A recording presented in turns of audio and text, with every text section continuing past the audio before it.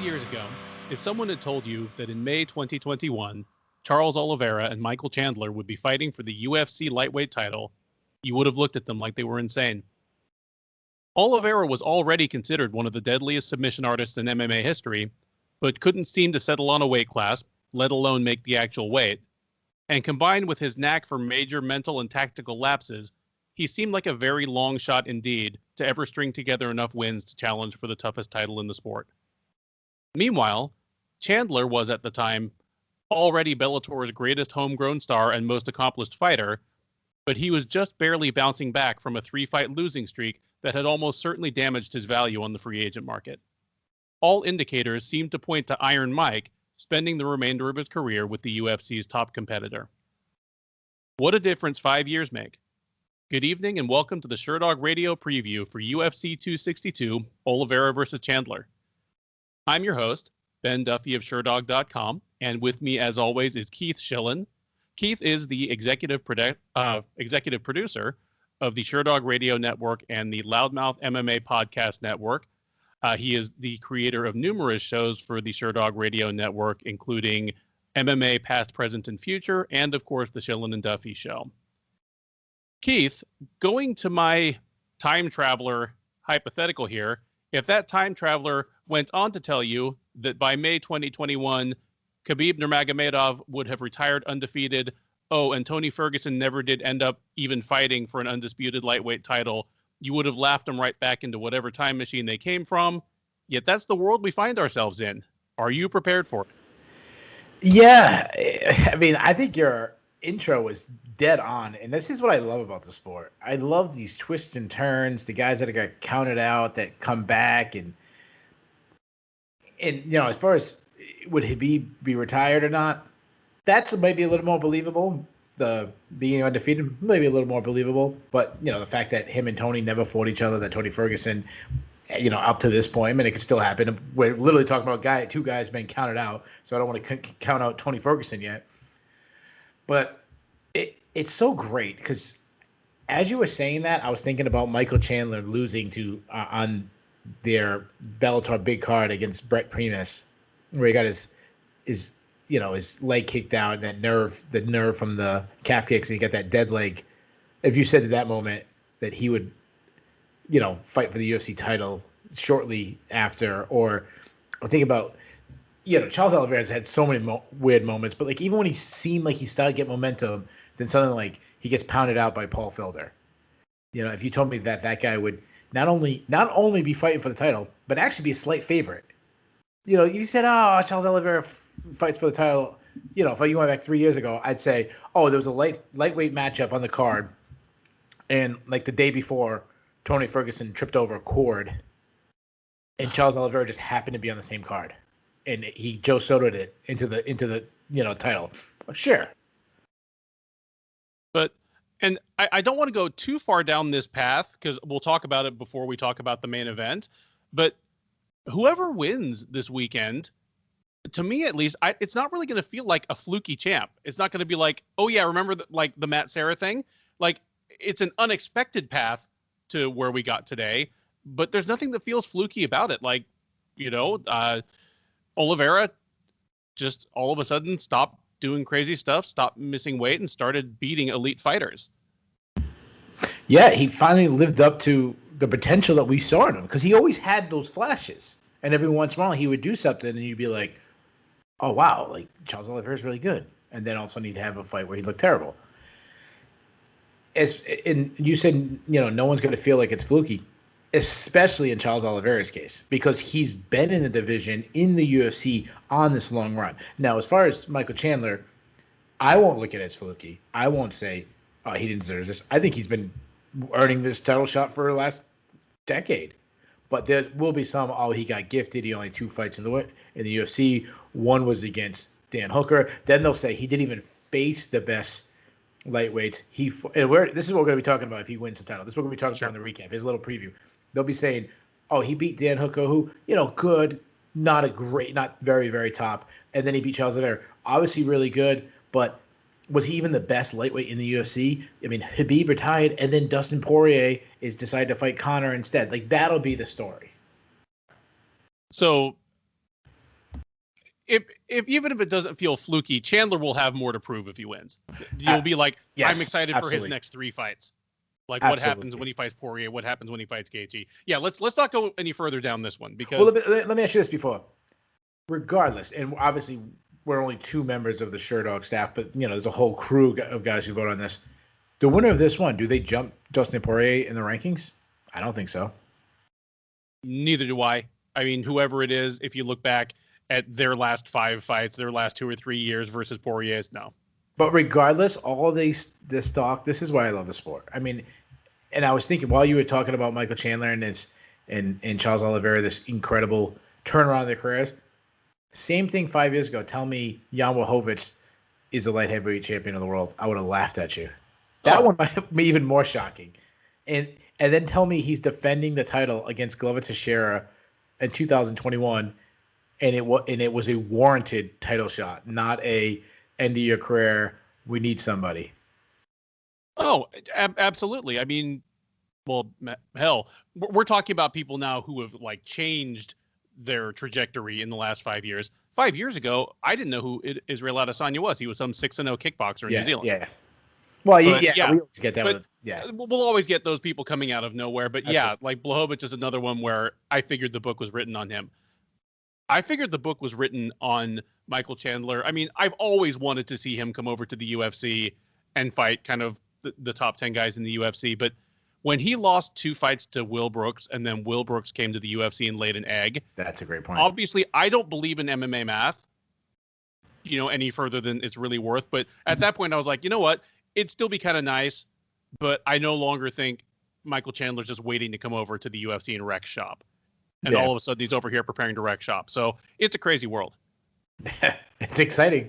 I'm excited for this main event. How excited are you for the rest of the card? So, one of the narratives is it lost the biggest name, deal with this, the biggest name appeal to the card in Nate Diaz getting moved. Sure.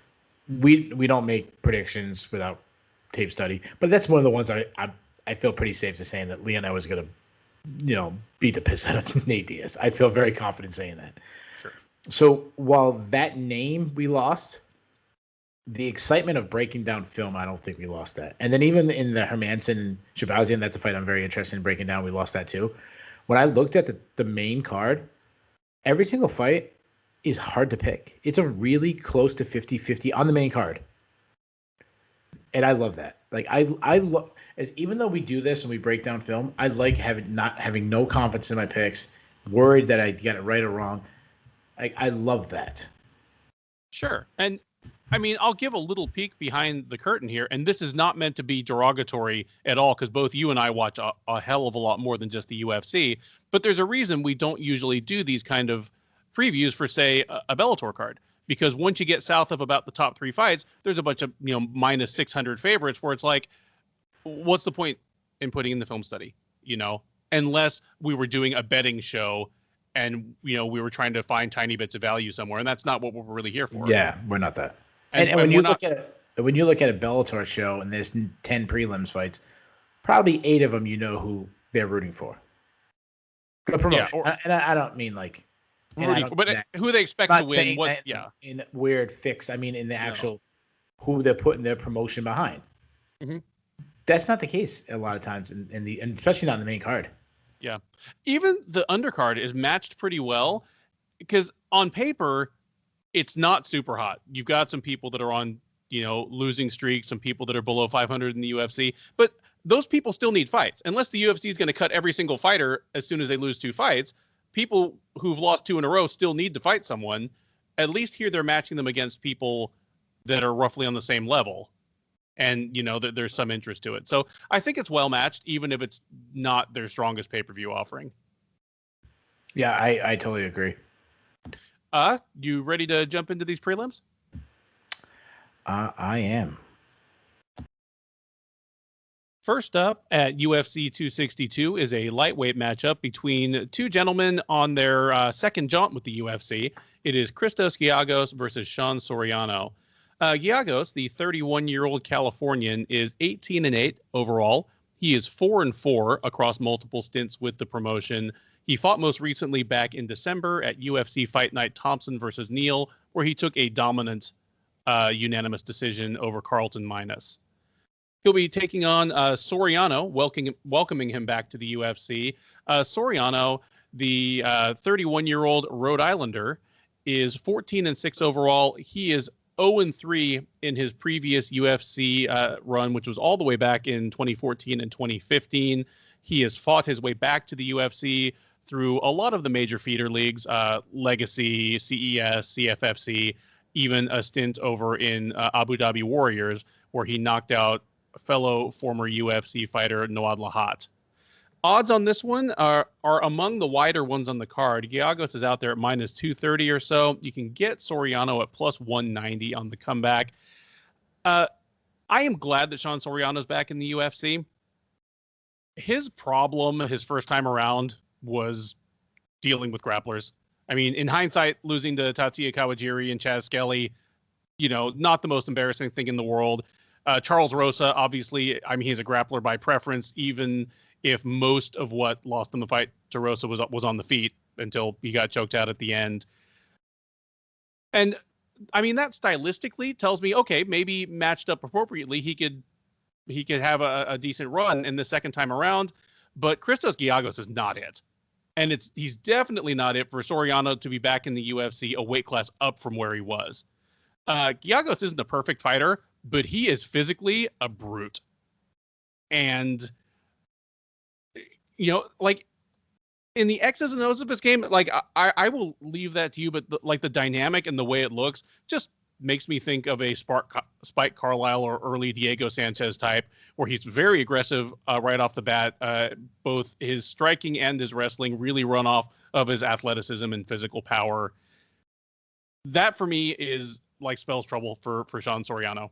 I haven't seen all of Soriano's fights between his first UFC stints and this one, but I've seen several of them, and athleticism and physical strength are still not pluses for him. I don't think he's going to be able to keep Giagos off him. And yeah, just give me Christos Giagos in this one. I'm going to take him in a dominant decision where he probably beats him up on the feet and also takes him down and beats him up on the ground for extended periods. Damn you, brother. Sorry, Rhode Island. He's Rhode Island's own. We're from, not only are we from the same state, we're from the same city. Oh. I mean, come on, Sean Soriano. So let me ask you this question. When we talk about the, very prestigious Rhode Island wrestling history, Rhode Island MMA history, Sean Soriano is 0-3 in the UFC. Mm-hmm. Is he still in the top 3 all-time greatest fighters from Rhode Island? Well, I am rebooting the Sherdog series Greats of the States, so it'll be a while since I just started with Alabama last week. Yeah. But I have the feeling he might be on the edge of the top 3, honestly. I mean, it's got to be Andre Sigmatuk and Eric Spicely and him. Yeah, so your top 2 are guys who are below 500 in the UFC. Yeah. I mean, there is this one fighter from Rhode Island that's been undefeated for like 13 years or something like that. But that guy didn't love. Oh, I mean, I'm as big a Shill the Thrill fan as anybody, but I try to go on what they've done in the last 5 years, Oh, okay. Fair enough. We're talking all the time, yeah. Right, we don't play favorites here, but listen, when we get a guy once every 3 years starting the UFC from Rhode Island, like I'm rooting for Sean Soriano. I mean, come on, we're a little state, we're the little midget of the United States. Like, come on, Sean. So I'll start with Sean. He's a pretty technical boxer. He has a high guard. He's got pretty decent output. His hands, I would say fast, but it's got a little bit of speed to it. His straight right is pretty accurate. Though he does look for it too much. He got that, what I like to say, the Dan Henderson in him. Like his right hand side is getting good, and then he leads with it, and the best thing is to hide that and then unleash it when it's open. I like that he goes to the body. You can tell he's got a lot of rounds in the boxing ring based on his style. Throws a lot of kicks, targets calf kicks. So I should say, instead of boxing, he's more of a Muay Thai kickboxer. he can throw naked kicks. And at this level, I don't know if Christos Giagos is the guy to make him pay for them, but there's obviously guys in the division that could. While he likes to press forward, he hates to be pushed on his back foot. He doesn't like getting backed up. He does one of these things where you see a little panic in him when the guy's coming forward. He's not handle pressure very well, and he backs up on the straight line. Even though he doesn't have a wrestling background, he's at Stanford MMA. He's around wrestlers all the time, so he'll sneak in a takedown. But his entries are weak. He's not a strong, powerful wrestler. Weak takedown defense himself. If he gets on top, you can see he's well rounded. Like he's got a decent top pressure, though he can be a little sloppy sometimes chasing submissions. Move that over to Giagos, high volume guy. I've been really taking away guys who I used to say this guy stance switches a lot. I'm trying to do it to the people who do it constantly, and he's one of the guys who actually does it constantly. He's very aggressive on the feet, like almost kind of wild. He will overthrow his strikes at times, and he loads up on everything. But what I like about him is he disguises his entries in his striking pretty well. He mixes it in pretty good, and he looks for takedowns a lot. Like that is where he wants to. He wants to get the fight to the ground. If he gets you down, heavy ground and pound, aggressive ground and pound. He is a Brazilian Jiu-Jitsu black belt. We've seen him in a lot of fights, especially his last fight against Caltamanis. He'll jump on your back. He does fade late though. Like that is a huge thing we saw in all of his UFC fights. I'm going to give him a pass on his last fight. I mean, he took the fight in 3 days' notice, so I'm going to give him a pass that. But he has faded in other fights. So I am not nearly as confident as you are, and that not praising Sean Soriano. It's more of I'm not that confident in Christos Giagos, but he should win this fight, especially with the advantage in the wrestling. Soriano is such a likable guy. I mean, you see him. If all the fighters at Stanford MMA, he is always constantly in guys' corners. I mean, you'll see him in Kamaru Usman's corner. You'll see him in.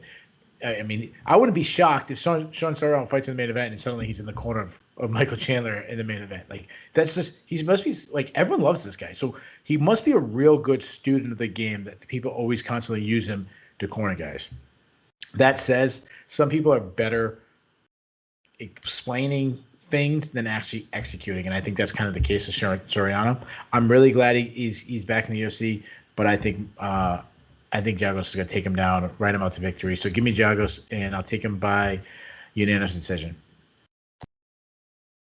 Next up, we step down to the featherweight division, where Kevin Aguilar will attempt to right the ship as he welcomes Tucker Lutz to the UFC. Kevin Aguilar, the 32-year-old from East Texas, is 17-4 overall. He is 2-3 since joining the UFC out of the second season of Dana White's Contender Series. But more specifically, he won his first 2 fights in the UFC and is currently on a 3-fight losing streak. Those 3 coming against Dan Ige, Zubaira Tukhugov, and most recently Charles Rosa last June at UFC on ESPN I versus Calvillo. He'll be taking on Lutz, the 26-year-old from Baltimore, is 11-1 overall. He is making his debut in the UFC off of 2 appearances last fall on the Contender Series. He won both by decision. One was in September, which I guess is technically summer, and then he fought again in November, taking a unanimous decision over Sherrod Blackledge.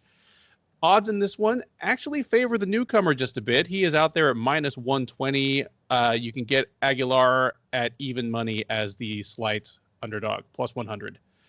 Keith, it's 2 guys with 3 appearances on the Contender Series between them. Tell me a little bit about them and who wins and how.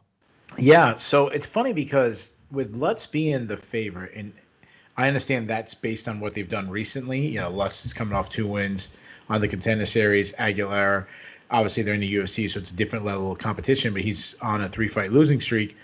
But when they entered the Contender Series, Aguilar was viewed much higher, at least in my opinion, as his prominence coming in the UFC. And it's funny how in just a short time, the roles have changed. Now, no, Lutz is not a major favorite, as you said. I just thought that was interesting. Now, as far as Aguilar, he's not a great athlete. I would say for the weight, he's not slow, but for the weight class, he might be slow. He's more of a power guy, but he hits really hard. That's his game. He sits down on his punches. When he's at distance, he almost leaps in to his punches to land shots. While that obviously leaping into punches and you're throwing your whole body into it, if you land, you could put someone out. You also overreach when you do that, and you're easy to time coming in. As really elite striker could do that and put you out. He loads up on everything. Like, he is constantly looking to land the perfect shot, knock you out with one blow, and that's really his game all the way back to the LFA days. Hard calf kicks, but he's also open to calf kicks himself because he's so heavy on his front foot. And it's weird because in his last fight, I thought he was doing pretty well against Charles Rosa, especially about midway on. But he started too slow and he was too impatient, and that's why I thought he lost the fight. Even though, you could easily score. But I mean, I think when I'm talking about the judges, that's why he lost on the judges' scorecard. Now move over to Lutz. Well, he's won 2 fights in the Contender Series. Before that, he fought really low-level fighters to coming in. That was one of the things I talked about on my preview, last summer. But even the guys he beat on the Contender Series, they weren't one of the guys that I was really excited moving forward. So I'm still concerned about him. Like, I don't know how developed he is. He is an aggressive pressure fighter. He just marches forward, but he is flat-footed and potted, like a little plotting. Like, even though he's coming forward, he more chases the opponent instead of cutting him off. He's not very technical. He's very raw, and that's part of that fighting at a low level. And I guess that's good to get your rounds in and get facing. You don't want to fight sharks all the time. So he's raw, but he does have some power. But similar to Aguilar, he telegraphs a lot of things, be loading up on everything. And he makes the mistakes of squaring up a lot of times, which makes him, obviously a bladed target compared to a squared off target. It's like doubling your size. It's much easier to hit. He pulls his head straight back is another, mistake he makes. As far as the grappling, he's a very physically strong guy. You see that in his game. Good takedown attempts, good reactionary double. When he's in on his opponent, he's in close. That's where he wants to be. He stays on his opponent like glue. He's really truly willing to grind out a decision. He's willing to just take you down, kind of sit in your guard and waste the round away. But on the regional scene, I saw some times where a scrambling student, he got put on his back and he really struggled to get up. Now, as far as prediction goes, 3 years from now, I'm definitely taking Lutz. I just don't know if he's ready right now for the UFC level. Aguilar has been a big disappointment to me in the UFC. I didn't expect him to be a UFC champion or anything like that, but I could see him as a top 15, top 20-ish guy. Like, that's where I was kind of viewing him. And obviously, he hasn't lived up to that. I mean, I had him on the cut list. I can't remember if you did, but I had him on the cut list last. I think we both did. I think we put him on the cut list. However, despite the disappointment in him, he still has faced a higher level competition. Now, he's going to really need to keep his distance, so those lunging punches will really set up takedowns from Lutz. But if he can keep his distance and stop some takedowns, which he showed on the regional scene he can do, I think he'll land the heavier, more powerful shot. I think he's a little more polished striker, and I think he wins a decision. So this is my first upset pick. I'm going to take the more veteran and Kevin Aguilar. I'm with you on this one. Yeah, Aguilar has definitely disappointed compared to the expectations he had when he entered the UFC. But frankly, the losses to Ige and to Kugov, those are both top 10 quality guys. Like, I don't know without looking whether they're literally in the top 10 this moment, but in terms of talent and accomplishment, they are top 10 quality guys. Like, you mentioned that you thought of Aguilar as a guy who might settle in around the 15 or the 20. So even if he had hit his ceiling, according to you, he probably wouldn't have beaten a Dan Ige or a Zubaira Tukhugov. The concerning fight to me was the Rosa fight because, yeah, for good big portions of the fight, he did not look like the Kevin Aguilar we were used to. I don't know if he was afraid of losing his job and just wanted to really take a different approach. But that felt to me like a fight that with a few adjustments, he would have won. And Rosa's better than anybody that Lutz has faced, including his appearances on the Contender Series. I agree with you. Like, Lutz might have a higher ceiling, but I don't even know what that ceiling is. The fights he had in Baltimore just really don't tell us much. And if you look at the records of some of those dudes he beat, like you said, it's good for him to get the rounds in. You don't want to fight sharks every time. But this will be the closest to a shark that Lutz has really faced. And I agree with you that Aguilar is going to be too much too soon. I mean, there's every possibility that Aguilar might catch him with one of his crazy strikes in the first round. And if not put him away, at least put away the round convincingly enough and change the tenor of the fight enough that kind of determines how it goes. I'm not going to pick the finish. I mean, Lutz is on, I think, an 11-fight winning streak. He lost his first fight by knockout, and then he's won everything since. But give me Aguilar by decision. We now come to the first of 3 women's flyweight bouts on the card as Gina Mazany and Priscila Cachoeira meet in a clash of women with their backs somewhat against the wall in terms of their UFC runs. Mazany, the 32-year-old Alaskan, is 7-4 overall. She is 2-4 in the UFC. Most recently, she dropped from bantamweight to flyweight and took a third-round TKO over Rachel Ostovich last November. She'll be meeting Cachoeira. The 32-year-old Brazilian is 9-3 overall. She is 1-3 in the UFC. She, of course, stepped up in one of the all-time slaughters in UFC matchmaking history as she debuted against Valentina Shevchenko in Shevchenko's flyweight debut and got absolutely massacred. She then dropped 2 more to Molly McCann and Luana Carolina. She ended up winning in her 4th try, knocking out Shayna Dobson in just 40 seconds last February at UFC Fight Night Felder versus Hooker, in all likelihood saving her job. Despite that, she is a moderate underdog here. Cachoeira is plus 175, Mazany minus 210 or minus 215 as the favorite. Keith, who have you got in this one?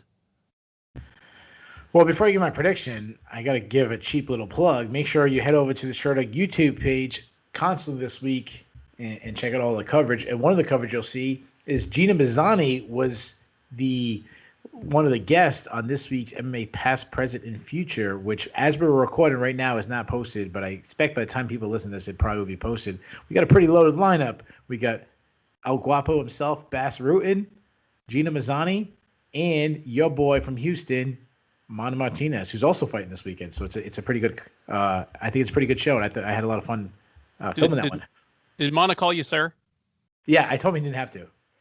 Oh, I told him, like, every time you say sir, Mana, I look behind me for my dad. Yeah. Like, Yeah. really nice kid. Yeah, Anyway. he is. He really is. And he watches the recap, which is cool too. Yep. Another thing I want to point out, I want to shout out a guy that's been on this network before, done the recap with us, actually done one of the previews with us, Craig Allen, who tweeted out, and I love this, Gina Mazany and Priscila Cachoeira share the same birthday, even down to the year. So there can be only one. Yeah, the battle of the same birthdays. So shout out to if that stat is right, shout out to Craig Allen. If that stat is wrong, then screw Craig Allen. And go after him. Don't go after me. Mazany's a southpaw. She has a very high output, constantly pressing forward, has a awkward herky-jerky style that she's kind of made work. Her striking style is a little bit similar to her fiance, Tim Elliott. Like, it's ugly, but it's unique and it works for them. It's unorthodox, but it works for them. She lacks a little bit of head movement, and her boxing needs a lot of improvement. But we've seen improvement in her kicking game, especially in her last fight against Rachel Ostovich. And she hurt Rachel Ostovich twice with a liver kick, finished her off with a liver kick. Those are good signs. But the other thing about her that really showed in the last one is just her ability to get the fight to the ground. I'm going to pause for a second. I have no idea what I did with my notes on Gina Mazany. Hold on a second. Sure. Sorry. I'm going to start right off for now. She's a strong girl. I mean, she recently dropped down for the weight. She's got a size advantage like Cachoeira, and she's going to use that advantage in the clinch where she's comfortable. She's going to get to her body locks. She has good trips against Rachel Ostovich. She's very strong. While her top control can get a little sloppy, she had a position where she was looking like go for a north-south choke on Rachel Ostovich, and Rachel Ostovich somehow use that position to get the back, which was actually an insane move by Rich Lostovich. That probably isn't going to happen to Valentina Shevchenko if they were in the same position. Um, but what I like about her is that she has strong cardio. Like that fight went deeper on, and it was a very grappling heavy fight, and she didn't slow down. She was going just as hard in the third round, and then she get a finish. So you like that. Now moving over to Cachoeira. Cachoeira is very aggressive on the feet. She just marches forward, doesn't cut off her opponent when they try to avoid her. She more chases, but when she gets in her range, she just goes like berserker wild, kind of like the old Vanderlei Silver and Pride. Just I'm gonna stand right hand, I'm gonna throw back and forth wildly, and I'm gonna trust that my shots are harder than yours. Now I looked at her fight against Shannon Dobson. Like suddenly the narrative about Priscila Cachoeira is if she touches you, she puts you out. And I don't think that. Like when I look at her, I see a girl who's throwing wild strikes, and even though they're wild, they're on punches. There's no technique. The hands are coming from low angles. Her chin is high in the air. She's a big target, and I kind of feel like she just landed a perfectly placed shot. I don't like saying this, but it looked a lot like luck to me. Then, suddenly she's this gigantic puncher in the females divisions. DC pointed out in the fight right before that she almost doesn't even look at her target when she throws.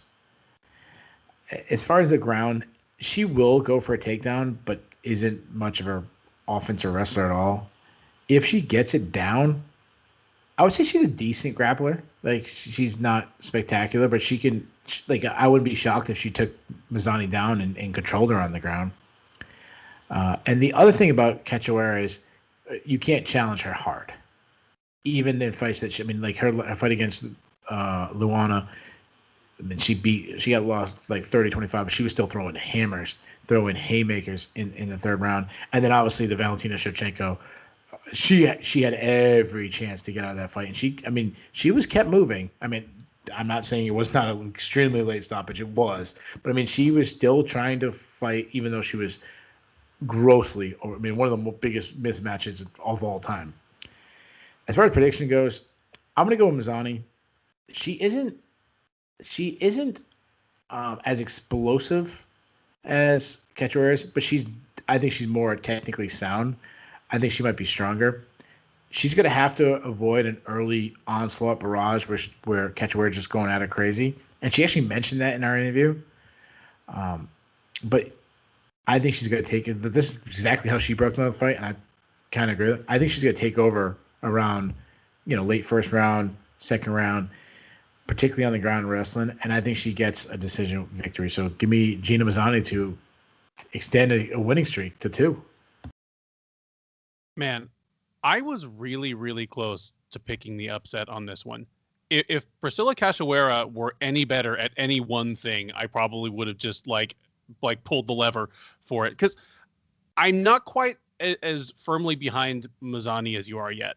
Her problem at bantamweight was that she had a game that really needed her to be the better wrestler and or like bigger, stronger woman. And when she wasn't, it was just ugly. Like you look at the women she lost to, they're all good fighters. Sarah McMahon, Lena Landsberg, Macy Chasson, Julia Avila. What do they all have in common? They're all big, strong women. All I know about Mazany at 125 is that she could out wrestle Rachel Ostovich. Like that's not enough for me to get fully behind her yet. And like I say, I came close to picking the upset here, but Cachoeira, it's just, and I feel bad saying this. I don't mean to sound mean, but it's just like a contest for who's the worst flyweight in the UFC. Like she beat Shayna Dobson, so that pushes Shayna Dobson down 1. Shayna Dobson is literally like below 500 as a fighter, not just in the UFC, but she's like literally below 500 period as a fighter. And before that, she just hadn't shown many signs of life in her other fights. If Cachoeira was just a little better boxer, so that she transferred a little more of that wild power into actual impact on the chin, if she were a little more technically sound as a wrestler, because I think she'll be at least as physically strong as Mazany and is probably a little better athlete, but Mazany is just such a better schooled wrestler. Just if Cachoeira were just a little better at any of these things, I'd feel comfortable going for the upset. I certainly wouldn't see value on Mazany as like a greater than 2-1 favorite. But I'm with you. I think I am cautiously believing that Mazany has a new life at flyweight. And if that starts with, ushering Rachel Ostovich and now Priscila Cachoeira out of the UFC, then, you got to start somewhere. Give me Gina Mazany by decision. Next up, it is the middleweights as Jordan Wright takes on Jamie Pickett. Wright, the 29-year-old Californian who is called the Beverly Hills Ninja, or at least who calls himself the Beverly Hills Ninja, is 11-1 with 1 no contest. He is 1-1 in the UFC. He won his debut slicing and dicing Ike Villanueva to a doctor stoppage in about 90 seconds last August. He then came back and got absolutely obliterated by Joaquin Buckley early in the second round of their meeting at UFC 255. He did not come to the UFC through Dana White's Contender Series. He, in fact, lost there to Anthony Hernandez, but that was overturned later once Hernandez tested positive for cannabis. He'll be taking on Pickett. The man who goes by the Night Wolf is 32 years old. He's 11-5 overall. He's 0-1 in the UFC, and he lost to Tafon Nchukwi, in fact, who was busy just last week at UFC Fight Night Thompson versus Neal in December. That marked his entry finally to the UFC after I don't know if it's unprecedented, but a rare 3 shots on Dana White's Contender Series, and third time was the charm for him. He beat Jonovan Patti last August, which punched his ticket to the UFC. This one is a literal pick'em at the moment. Both gentlemen are out there minus 110. So if you have strong feelings about this fight, the value is there for you. Keith, not to kick the ball straight to you again, but if we've got a guy who's been on the Contender Series three times, best believe I'm sending it to you first. Yeah, first of all, can we give a shout out to his manager who got him this many opportunities? Good for that guy. I'm not sure which team he's with, but I don't know if it's like Jason House or Ali or whoever he's with. Good job for getting him that many chances. Jordan Wright, I'll start with Wright. He's big for the weight class. I mean, he's a middleweight that at one time was actually a heavyweight. Yeah, more light heavyweight for most of it, but he actually did fight at heavyweight. I said this on his Contender Series matchup. I'm still saying it. This is a guy who feasted on low-level competition. And even his single win in the UFC was Ike Villanueva, who isn't a great win. And I know that's a Houston boy, but Ike Villanueva is a glorified regional fighter. Jordan Wright has a karate background, and despite constantly throwing spinning attacks, he's not a great athlete. He keeps his hands low, and he's not that technically. He keeps his karate style has his hands low. But he doesn't have this elite head movement where that works. He's not Stephen Thompson. He doesn't flow like Stephen Thompson or these even a younger Lyoto Machida. And his chin might be an issue. I mean, he was on the Contender Series. He was they didn't count this as a loss because of Anthony Hernandez likes to smoke weed, but Anthony Hernandez knocked him out quickly. His last fight is what's really worrisome. Not that he was knocked out, because we know what Joaquin Buckley can do to someone if he connects, but the damage he took before the knockout. I mean, we were calling for the fight to be stopped in between rounds. There was no reason, and we talked about this on the recap. There was no reason for Jordan Wright to go back out just to get. I mean, he looked like he knew it was coming too. Offensively, he lacks power. His best position, even though he's a karate striker, and we said that's the last time we talked about him, is his plum clinch. If he gets the plum, he's pretty effective at it. It's weird for a Beverly Hills ninja guy to be kind of a dirt dog inside. Get in there, land in elbows, land in knees. I'd say he's an okay wrestler, not a strong wrestler, but I've seen him get the fight to the ground, and kind of the same thing I'm gonna say when he gets to the ground. It's okay submissions, right? He's probably not going to submit you. He's probably not going to submit Jaden Pickett, but does have some submissions on his career. Move over to Pickett. Well, Pickett to me is the definition of Contender Series. guy. One, because he fought on it 3 times, but just what you get from him. He's just okay. And what I mean by that is obviously there's guys I'm really high on that came out of the contender series, but for the most part, most guys when I look at the contenders, like they're just okay. They're the lower level guys, the lower the worst of the group is mid tier regional guy, but the other guys are just outside the UFC, and then like most of the guys, about 90% of them are going to be low level UFC guys. Like that's how I view Pickett. Like he's a low level UFC guy at best, and he's very inconsistent. And he's inconsistent not in wins and losses, but more of what we see when he fights. There's times he always has pretty fast hands. I'll give him that. But sometimes he's a high output striker. I see him go out there. He's very aggressive. He's a high output striker. But then other times he can be really low output. He kind of stands back. I see him once where he's constantly switching stances, really flowing. And other times he's flat-footed and stationary. When he's flowing, that's when he's best. He's best when he's using his movement to avoid strikes, but then exploding forward and forcing the guy back, using pressure instead of staying back, stationary, and then getting forced on his back foot. He's got decent pop. I'll give him that. Not earth-shattering, but I'd say plus power. Not a guy that possesses one punch, like he's not going to knock you out. But he'll throw a flying knee, show some athleticism. Not much of his kick in the kicking game either. Doesn't really check kicks. And the other thing that was really surprising me, Puda Soriano, Pickett really struggled with his power.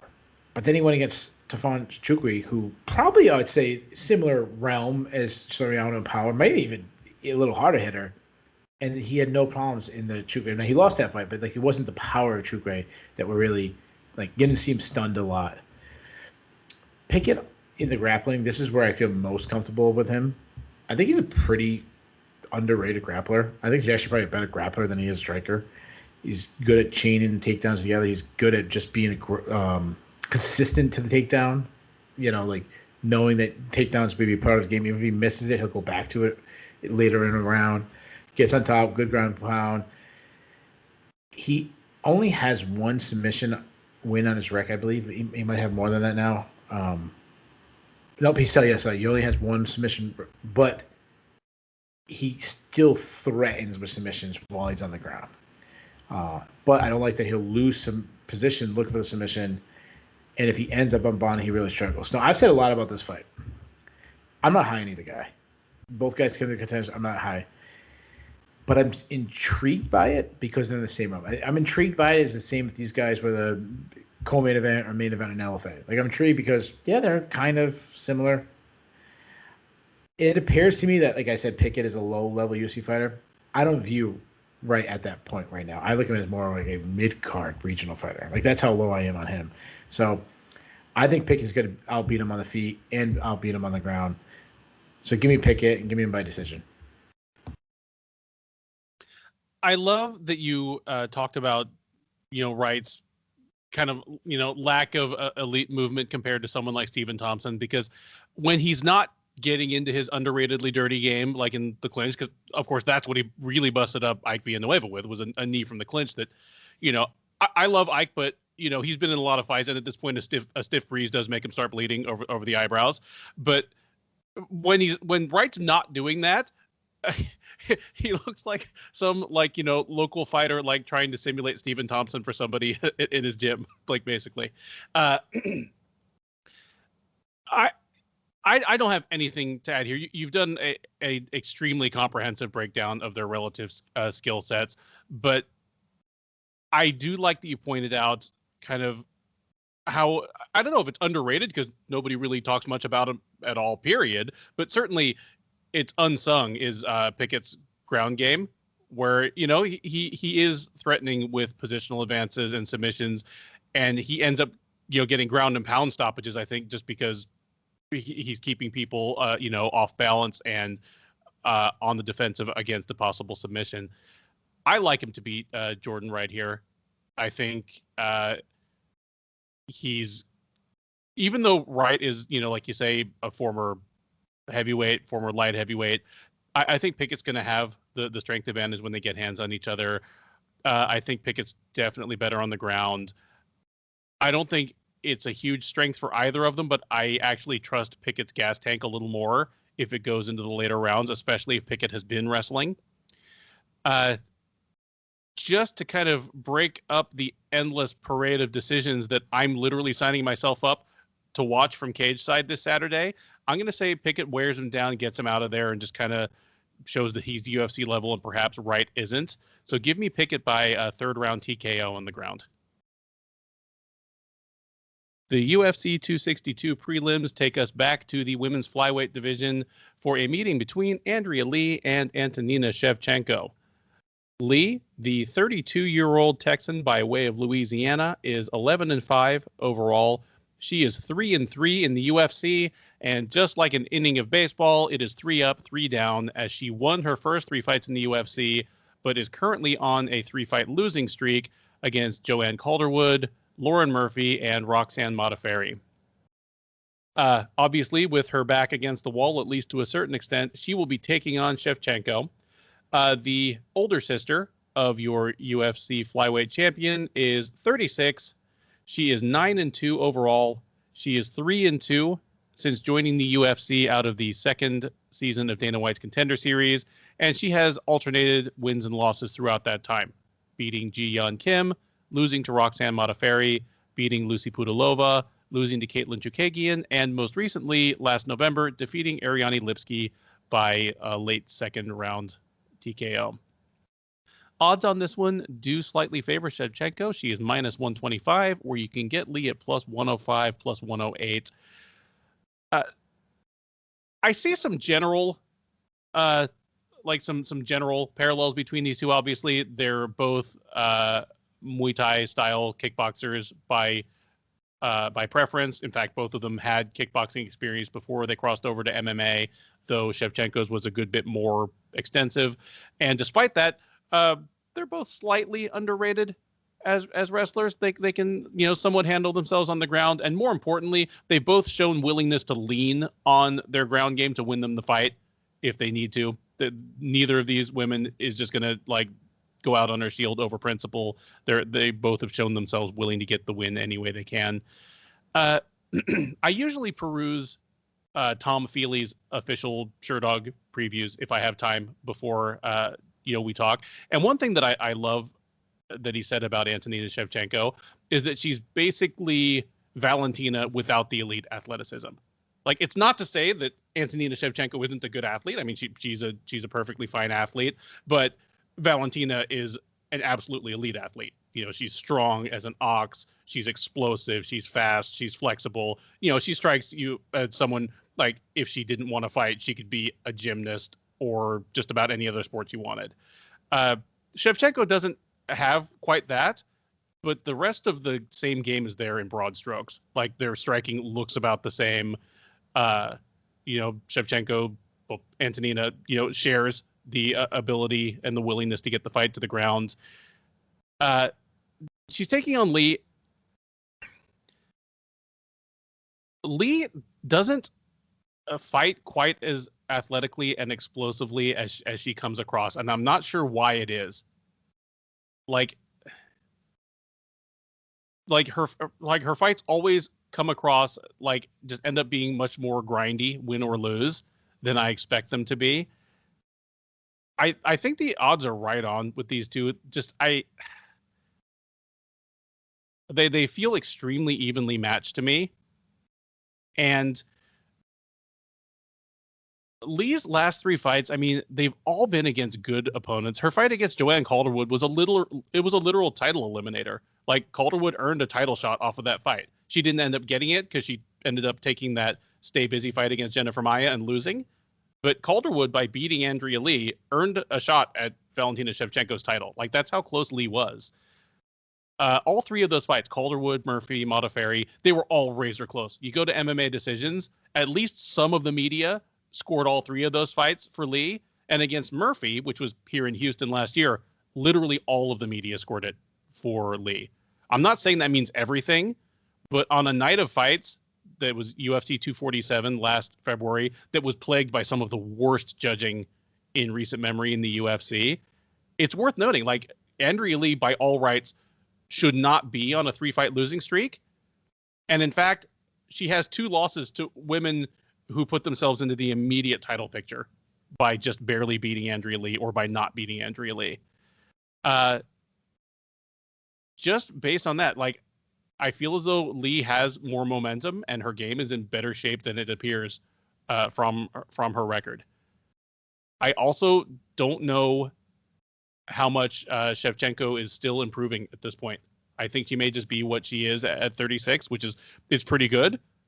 But just give me Andrea Lee in this one. I think she breaks the skid. She gets herself kind of right back into the thick of things. It's still a wide open division. And even though she just lost 3 in a row, you know, she might just be that many again from being right back in the title picture. But give me Andrea Lee by decision in this one. Well, I have one major beef with you on this pick. And my major beef is you said when you have time to read Tom's piece, you do. Well, make time, Ben. Because it's 1, they're fantastic. And 2, we're going to always support fellow Sherdog staff members. Anyways, back to this fight. Yeah, I'm very intrigued by this fight. This is one of the ones on the prelims. I'm most interested. 1, because I don't know where either fighter stands. And then I really don't know how I feel about either fighter. And I think this will answer some questions, especially about Shevchenko. Now, Shevchenko was one of the people that I was extremely excited coming out of the Contender Series. Sean Bitter from Cageside Press messaged me about an article after the season that Shevchenko was on, and had it was me and a couple other media members about the Contender Series, and there was a couple of questions. I think one of the questions was something like, who's your favorite female coming out of the season, or it might have been your favorite fighter, fighter overall that could do some damage in the division. And I really liked Antonina. Like, I was super high on her. Obviously, I might have overrated what I thought her grappling game was, but I wonder if she's turning the corner now, because she looked much better in the last fight. So on the feet, I think she's one of the best strikers in all of MMA. I mean, we see that with her kickboxing experience and history and champions. I mean, she's got the credentials. She got more of a kickboxing credentials than her sister does. But she is one-dimensional. That's what you have to point out there. But on the feet, she marches forward. She does very good at darting in and out of range. Her accuracy is really good. She only needs a very small opening to land a shot. She'll jump in and throw a combination. Her straight left right hook combination is so good. That's like her go-to thing. She can work behind a jab. She's a longer fighter. Kicks everywhere, like legs, high kick, switch kick to the head, question mark kick, keep kicks. I mean, she's got the full arsenal. She's not bad in the clinch either. I mean, that's what you get when a Muay Thai kickboxer. She can land knees and elbows, but her wrestling up into her last point, and I mean, the Kayla Chikagian fight was the one that always shows out to me. Her wrestling was nothing short of terrible. She couldn't get up from bottom, and this was really surprising considering she was raised in judo like her sister. I mean, her sister, and I know obviously, just because they're sisters doesn't mean one's not better.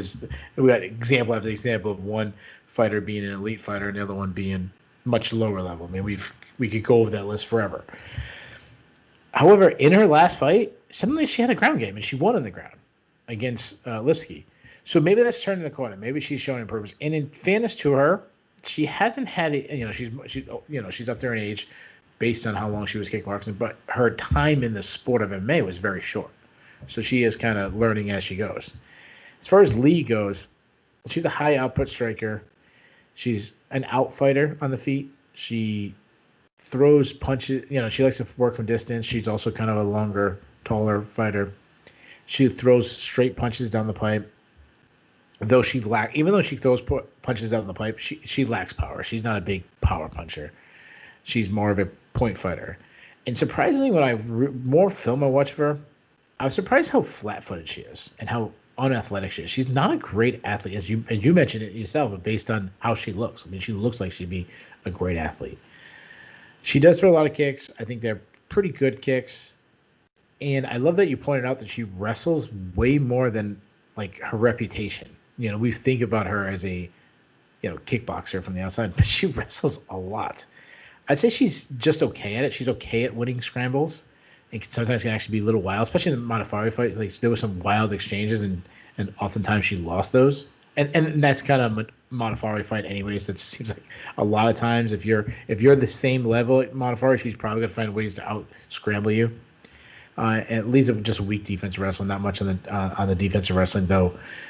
I don't know if that's going to be an issue against Shevchenko. But if she gets taken down, take the Modafferi fight. She really struggled to get back up. That was a different fight. There's an inability to get back up. So who am I taking? I'm taking Shevchenko. As I said, like she's a bit of my bugaboo. Like I was all in on her before. I loved her in the Contender Series. I love her striking. I love the little traps. I love her traps. Like she sets traps. She's so intelligent on the feet. However, I could really see Lee out wrestling her, as you pointed out, Lee's wrestling game. Maybe she won't be able to get her down. That's what I'm hoping for. And if she can't get Shevchenko down, which might be much easier than I'm hoping it will be, but if she can't, I think Shevchenko clowns on her on the feet. I think there's a huge disparity. And I think if that happens, so obviously I'm taking Shevchenko to win. If she's, which means it'll be a big battle on the feet. If that happens, Shevchenko's going to finish her. So give me Shevchenko. I'm going to say she's finished her in the third round, but TKO on the feet. There you go. The first dissension of the night between Keith and myself. We will see who has bragging rights at the end of the card. Next up, it is the featherweights as Lando Vannata takes on Mike Grundy. Vannata, the 29-year-old from New Jersey, is 11-5-2 overall. He is 3-5-2 in the UFC.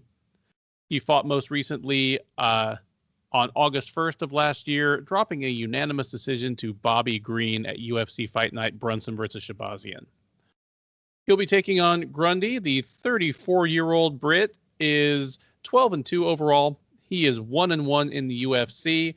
He fought most recently last July, where he dropped a unanimous decision in a wild wrestle and scramble fest against super prospect Movsar Evloev. Odds on this one do slightly favor Grundy. He is -120. Vannata is out there at even money. Also worth mentioning that this is Vannata's return to the featherweight division after several fights at lightweight. Keith, who do you have in this one, and how do you see the fight playing out? Man, this is a really good one. I know I've said that a lot, but this is one I'm really intrigued on. I kind of like both guys. I'll start with Vannata. Vannata is very light on the feet, elusive, good snap on his punches. As Dominic Cruz pointed out in his last fight, he doesn't show a lot of tells. That's because his punches are short.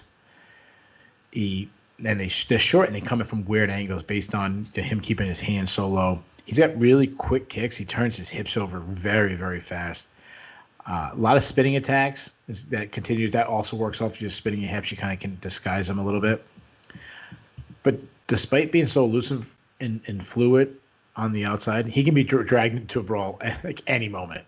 And that's a little bit because of his ego. Like he's even his fight, like in his last fight against Bobby Green, he's trash talking with him, and instead of just flowing, like he does better when he flows.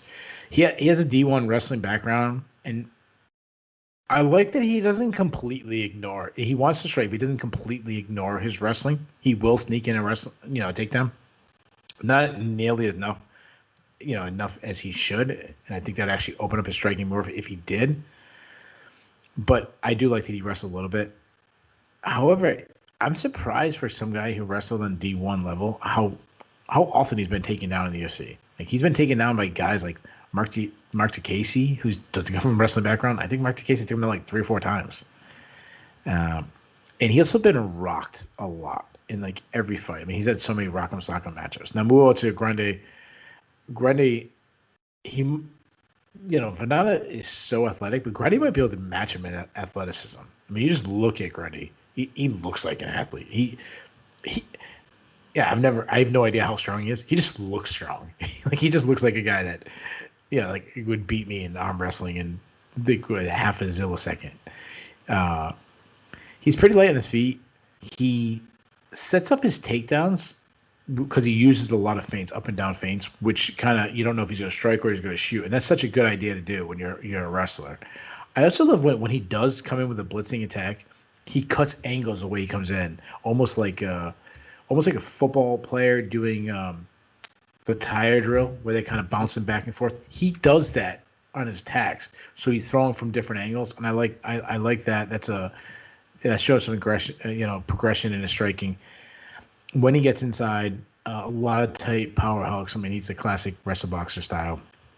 He can lunge after those hooks sometimes, which would get him in trouble. Then the higher he goes up the scale, and he does throw one strike at a time often, like looking to land one big blow instead of setting up combinations.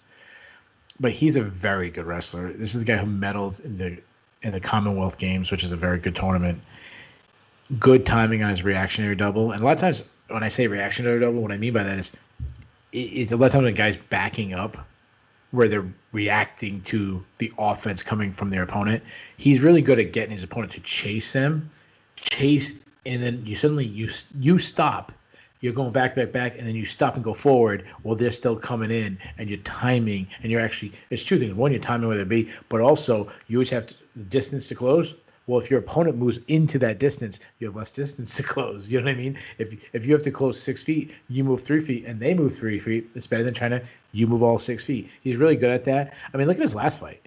Most of Evlov is a very good wrestler, very good grappler, and Grundy took him down 6 times in a fight that he was overmatched, but still was like I didn't feel like his stock went down at all in that loss. When he's on top, he's got heavy top pressure. He likes, as we saw in the Evlov, he almost submitted Evlov with a Darce choke, and that's something he goes to. He likes topside guillotines. This is a tough one, and it's a tough one because a lot of people are jumping off the Vannata train. I mean, when he first came to UFC, a lot of people jumped on him. A lot of people that has recently jumped off based on some struggles. I still like him. I think he's still pretty good. However, I also like Grundy. What I like about Grundy is he knows what he's good at, and he gets it there at all costs. Even though his striking has developed and is coming along, he still knows his best avenue for success is to get the fight to the ground. Despite Vannata's wrestling background, I haven't seen enough in him to make me confident he'll stop takedowns. And I know Grundy's going to be looking for takedowns, and I know he's going to try to get the fight there at all costs.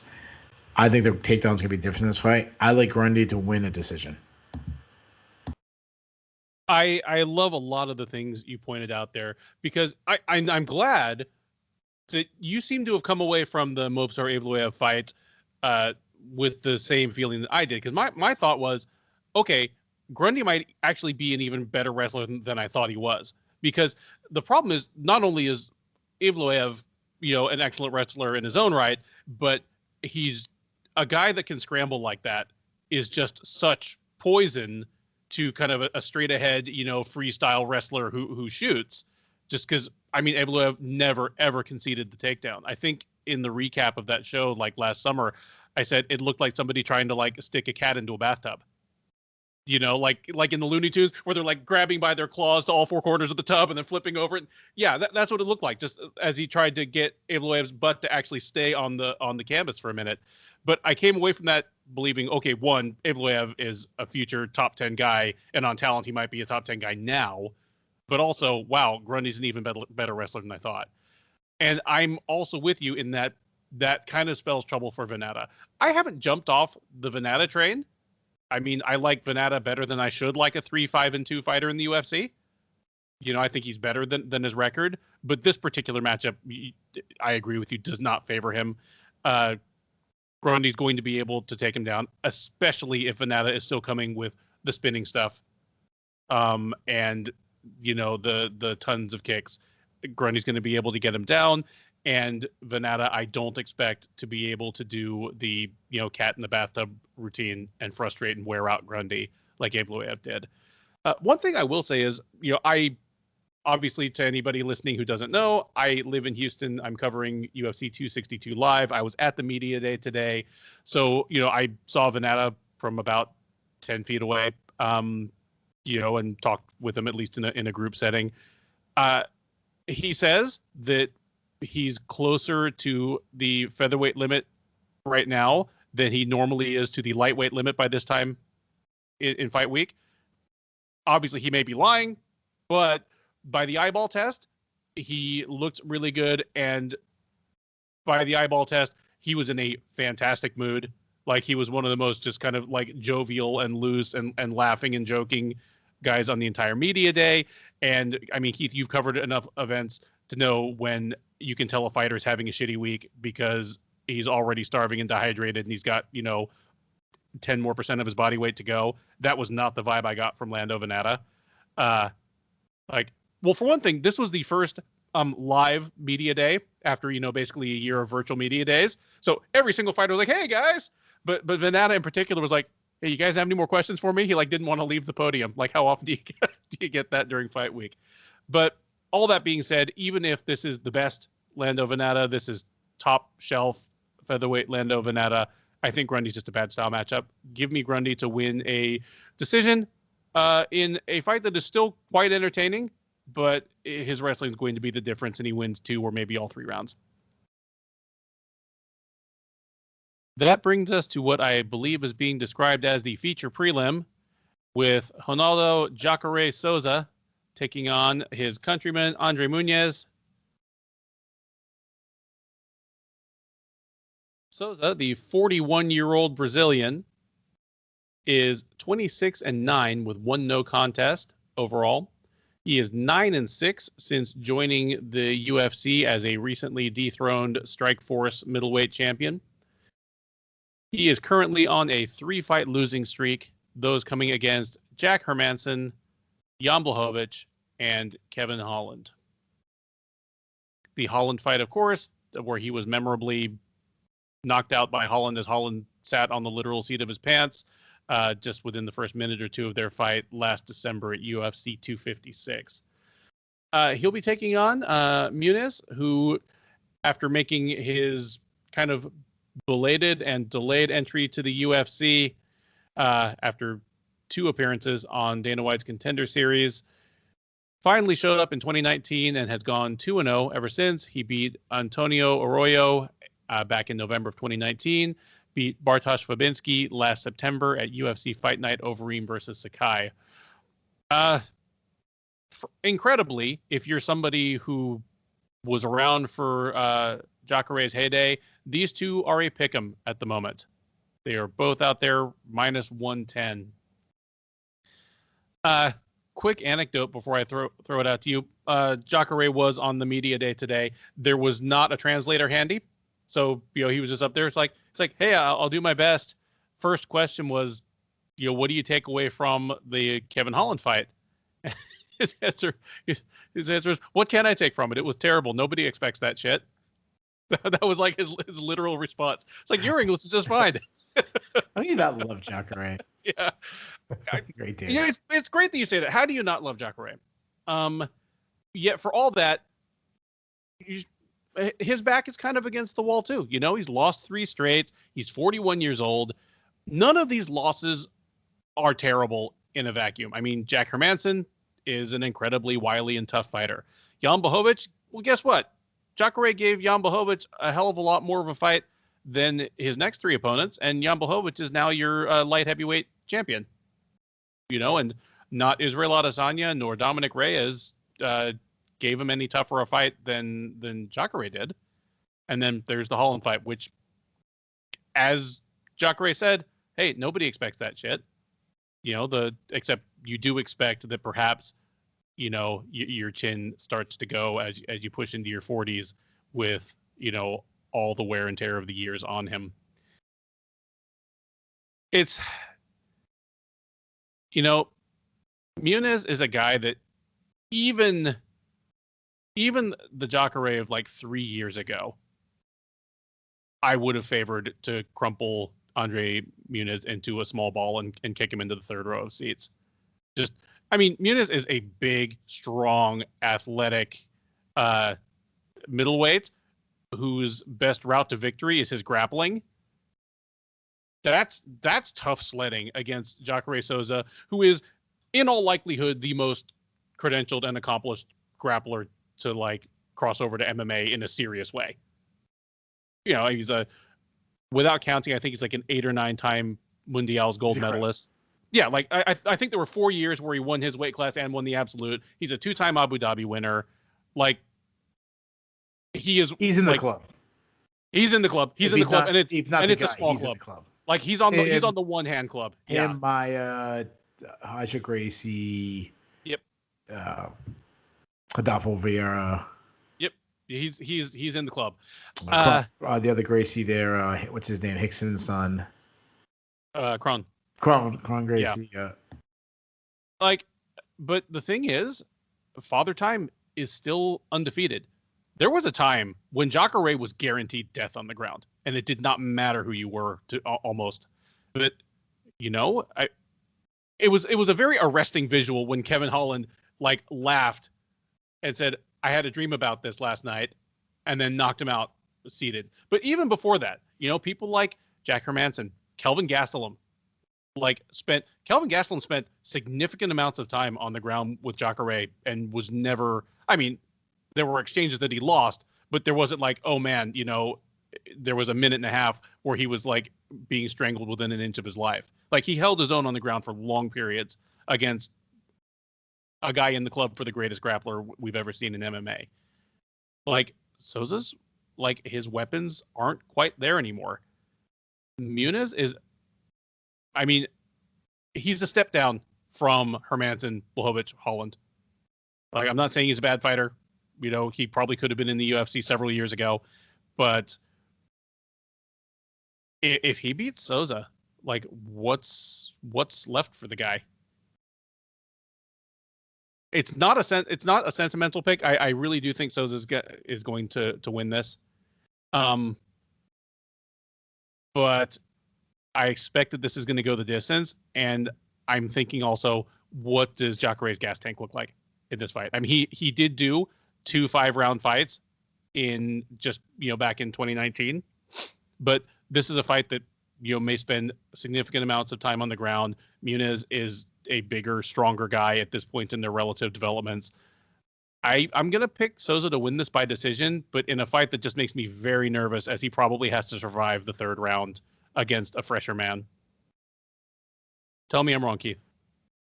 Wow. So the whole time I'm listening, and I heard you sneak in like, you know, I really think Souza's going to win. I'm like, man, that don't sound like you think he's going to win. I thought you were taking Muniz. I apologize if I'm saying his name wrong. This is another intriguing fight. I'll start with Souza. As I said, like, how can you not like Cachoeira? I feel the same way like we talked about Donald Cerrone. Like, everyone likes Cachoeira, regardless. If he wins, loses at this point of his career. The problem is, as you said, it's hard to know how much he has left. Obviously, he's lost a lot recently, but to all top level fighters. I mean, if you don't want to put Kevin Holland in the very top, you know, he's the next tier down. Either way, he's losing to guys who are main eventing UFC cards. But he's also losing to them. So there is decline. He physically, you know, besides losing, he's physically slowed down. You can actually see it. He's definitely laboring out there at some fights. He's become more flat-footed over the years. On the feet, he still marches forward, though. I like that. He loads up on everything, but he's kind of always loaded up on everything. He still hits like a truck. He likes tight, hard hooks. His defense, he likes to parry punches. That's the way he defends. I love that he goes down to the body. He did it against Chris Weidman. It's something he attacked. I mean, I know I'm going back a little bit, mentioning Chris Weidman, it's just something, you know, the fight that first jumped to my head. But, you know, as you say, on the feet, his chin is questionable. Now, I know he wasn't on the feet when he got knocked out by Kevin Holland, but he got knocked out again, and he's up there in age and reaction time. Besides the, you know, the chin, it's just the reaction time. The punches that used to miss before don't miss anymore. But as you mentioned, like, he's not just a great fighter on the ground. He's one of, if not the greatest grappler in the history of MMA. And what I love about him, and why I think he's had such a success transferring from such a prestigious background in in career and BJJ over to MMA, unlike some guys who didn't, is because of his style. Him and like Damian Maia, and they were so good at the offensive wrestling attitude. Like they could grapple from on top, where so many jiu-jitsu guys didn't have that wrestling take. I mean, we've seen Cachoeira take down wrestlers who are way more credentialed than him.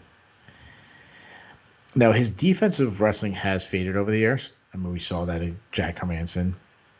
But as you mentioned, he has fought 25 minutes recently. Somewhat recently, I should say. So this being 15 minutes, that makes me feel a little bit more confident. Like, he only has to protect his chin for 15 minutes. He only has to go hard for 15 minutes. Now, moving to Muniz. Muniz's stand-up is weak. I mean, he lacks head movement. When you attack him, he kind of just covers up. He does like what they call pillaring. Pillaring works much better in boxing because the gloves are way bigger. It's much easier to hide behind the gloves in boxing. He throws kicks because he's a longer guy. He throws hooks. He kind of has looping hooks, but they're more distractions. He throws to get to the takedown. He looks for takedowns. He'll just muscle you against the fence, then drop down on your legs and lift you up. But if he gets you down, he's a very high-level grappler. He's good. He's outstanding top control. He's a black belt. He can get subs from I mean, when I was watching the film, I've seen him get a sub on the bottom. I've seen him get a sub on the top. I've seen him get a sub standing, like a jump to a guillotine. I've seen him in a wild scramble end up in a like guillotine or Kimura. Like he's got the full arsenal in his game. He's got 13 submissions. So as a prediction, Muniz beat up and retired Paulo Filho. Maybe he does it again. Maybe he retires another Brazilian legend. But I feel the same way I feel about Cowboy. Now, obviously, my pick of last week, you picked Alex Moreno. That was brilliant of you, and I look like an idiot because I went with Cowboy. I feel the same way with Cachoeira at this. If he's done, he loses. If he has any shred of Cachoeira still left in him, then he wins. Because this is a huge jump for Fabinski. For Muniz going from Bartosz Fabinski to Cachoeira Souza. If there's anything left, he should win. Not just because, the guy's jumping a few wrongs, but as you mentioned, it's a very tough stylistic matchup for Muniz. I think Cachoeira's probably still the better striker. I'd probably trust Muniz's chin more, but actual kickboxing match, I would favor Cachoeira. He still hits like a truck. And I still think he's an elite of the elite grappling. As we said, he might be one of the best grapplers ever. Even if he's declined, that's still head and shoulders above most. I think about we think about him getting out grappled by Jack Hermanson, but we forget about the submission attempts Jack Hermanson was going for and the incredible ways that Cachoeira found to get out of those submissions. And if Cachoeira wasn't submitted by Hermanson, I don't think Muniz can do that. And I really feel like that's the only way Muniz wins.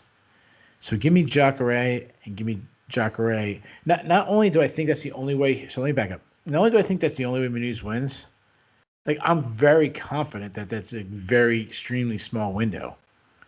So I think it's very disrespectful to Cachoeira. I think Cachoeira should be a much bigger favorite. You're not confident in this pick at all? I'm going the other route, my man. I'm taking Cachoeira, and I'm saying, stop disrespecting him, all you haters out there. Put some respect on that man's name. He ain't going to lose to another Brazilian grappler. I'm locking this in as my lock of the night, Cachoeira. There you have it. A confident pick, brimming with confidence from Keith.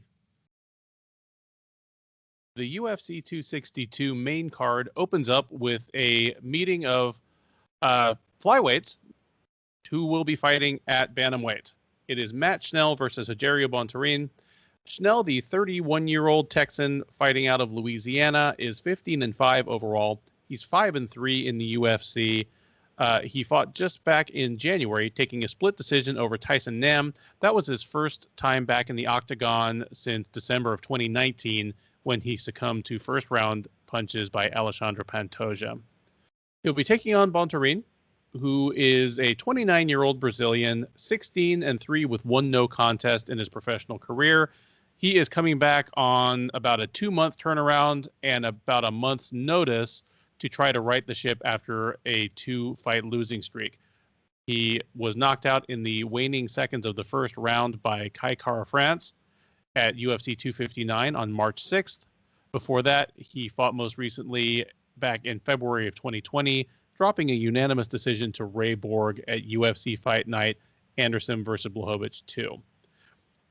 In respect to the fact that Bontorin took this fight on just a month's notice, it is taking place at 135 pounds. Bontorin is the slight underdog here. He is out there at plus 140, where Schnell is minus 160 as the favorite. Keith, this is another fantastic fight on a really good main card. Tell me what you like about the fight, who you like in the fight, and how you think it's going to go. Yeah, I think it's a great way to start the card, the main card, because I think flyweight division is such a good division, and I think both these guys, well, they've been inconsistent. I think both guys have a lot of talent. I mean, I guess you could really say that about the whole division. I'll start with Schnell. He's well-rounded. He's an aggressive striker, has some power. We talked about the last fight that even though we remember him getting knocked out by Pantoja, he actually rocked Pantoja in that fight.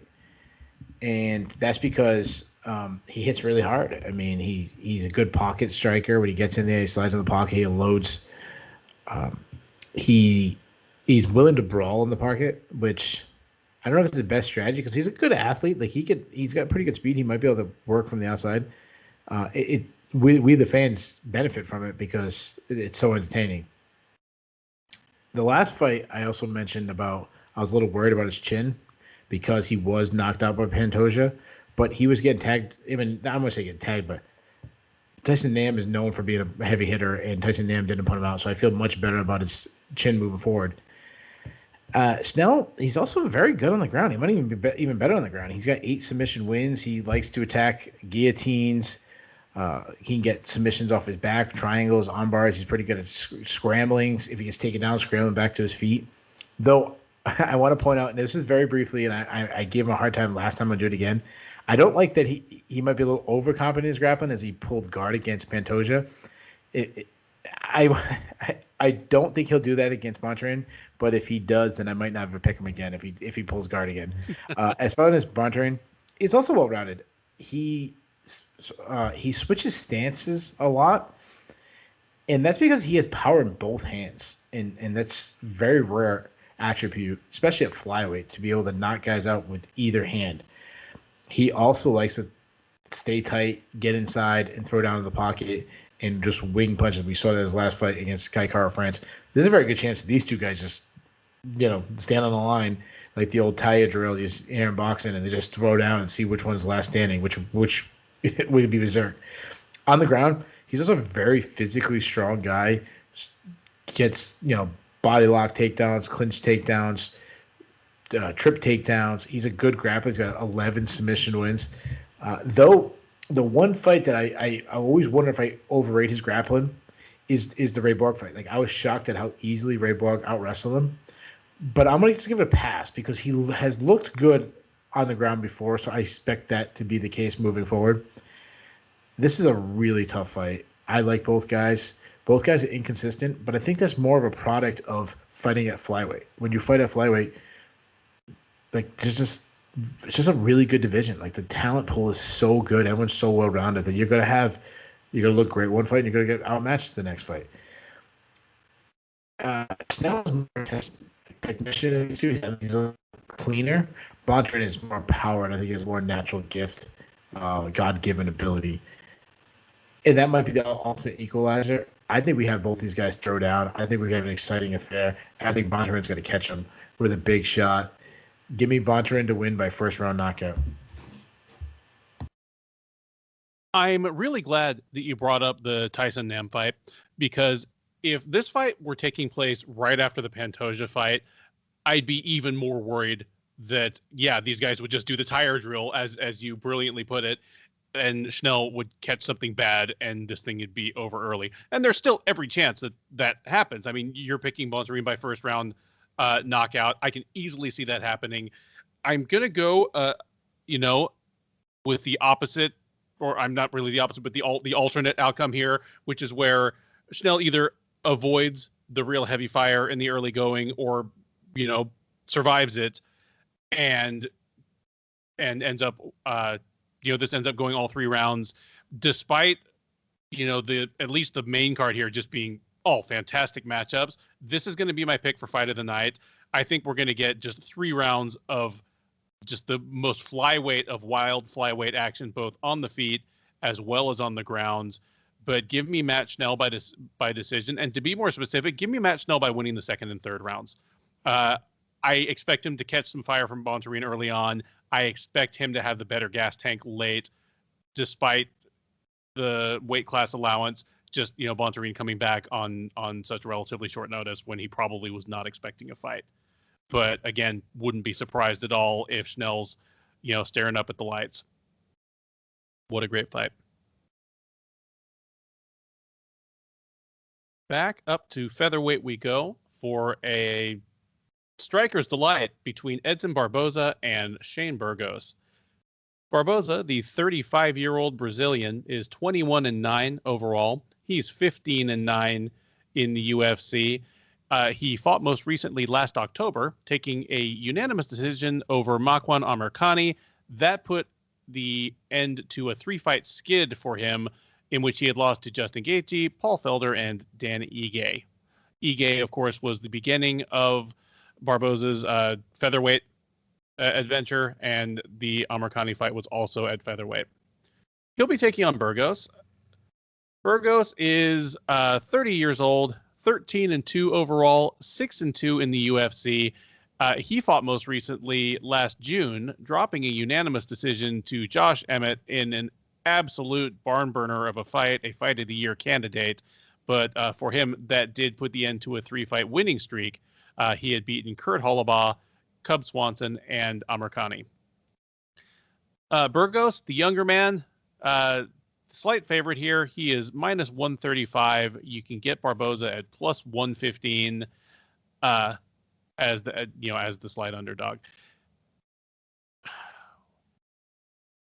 Part of me is surprised at how good Edson Barboza has looked at featherweight, but it's not that he's looked great at featherweight. It's just that I expected the wheels to completely fall off, and they haven't.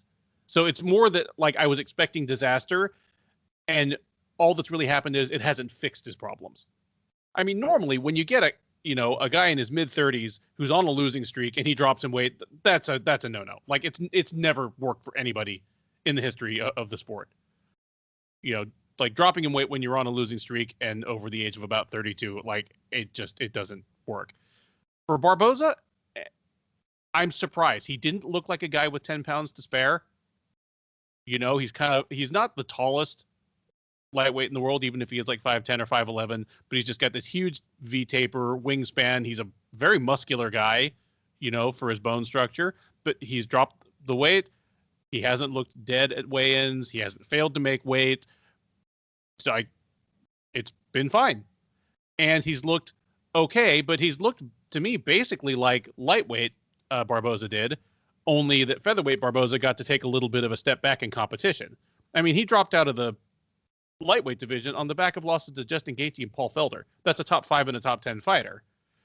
Did he look that good against Amirkhani just because Amirkhani was a step down from Ige, who was a step down from Felder, who was a step down from Gaethje? Or does he really have new life? I don't know. But all I know is at this point, he is what he is. He was never a high volume striker. He's always been a sniper rather than a machine gunner. What you don't remember about the insane Terry Edom knockout is I think he threw about 10 strikes that fight. Like that's him. He is a sniper. One of the ultimate snipers in the history of the sport, along with like your Jose Aldos. And that kind of low volume, pick your shots approach has only gotten more extreme as he's gotten older. I think he's managed his gas tank and protected his chin by becoming even more deliberate. And that's also been a reaction to, I'm not going to say exposed, because I mean, he's 15-9 in a couple of the toughest divisions in the UFC. He's one of the most exciting strikers that those divisions have ever seen. So I'm not going to say like exposed, but once the book was written on how a top fighter could beat Edson Barboza, until kind of your Michael Johnsons and Tony Fergusons came along, nobody really understood that, okay, you put him on his back foot, you crowd him, you don't give him the time and the space to uncork these huge high amplitude kicks that, he really loves to throw. I mean, before that, the only guy who'd beaten him at the UFC level was Donald Cerrone, and Donald Cerrone took him down. So I think a lot of what Barboza's done over the last 5 or 6 years has been to kind of guard himself from that. But as he has slowed, that's become less effective. But nonetheless, he's still fighting top 10 fighters every time out. The guy just really, for the longest time, could not catch a break matchmaking wise. He got a bit of a break against Amirkhani, but now he's taking on Burgos, and Burgos is a tough ask for him. Burgos is going to come forward. Burgos is a high pressure guy. And again, even at his very best, Barboza didn't like pressure, and Burgos has a rugged chin on him. I think it's entirely possible that Burgos will walk into one of Barboza's legendary kill shots and simply not be killed. And it'll be a mix of Shane Burgos being the guy whose Sherdog Fight Finder photo is literally him grinning at the camera with a mouthful of blood. Like, that is who Shane Burgos is. And then Edson Barboza just having lost that little bit off of his top gear. I think this is going to be an absolute war. I wouldn't be surprised if this wins fight of the night, even if I'm picking the flyweight contest before it. But give me Shane Burgos in a bit of a changing of the guard moment. This is going to be a big step up for him, not in terms of competition, because I think, Josh Emmett was probably ranked right around the same points, but Burgos made a good point.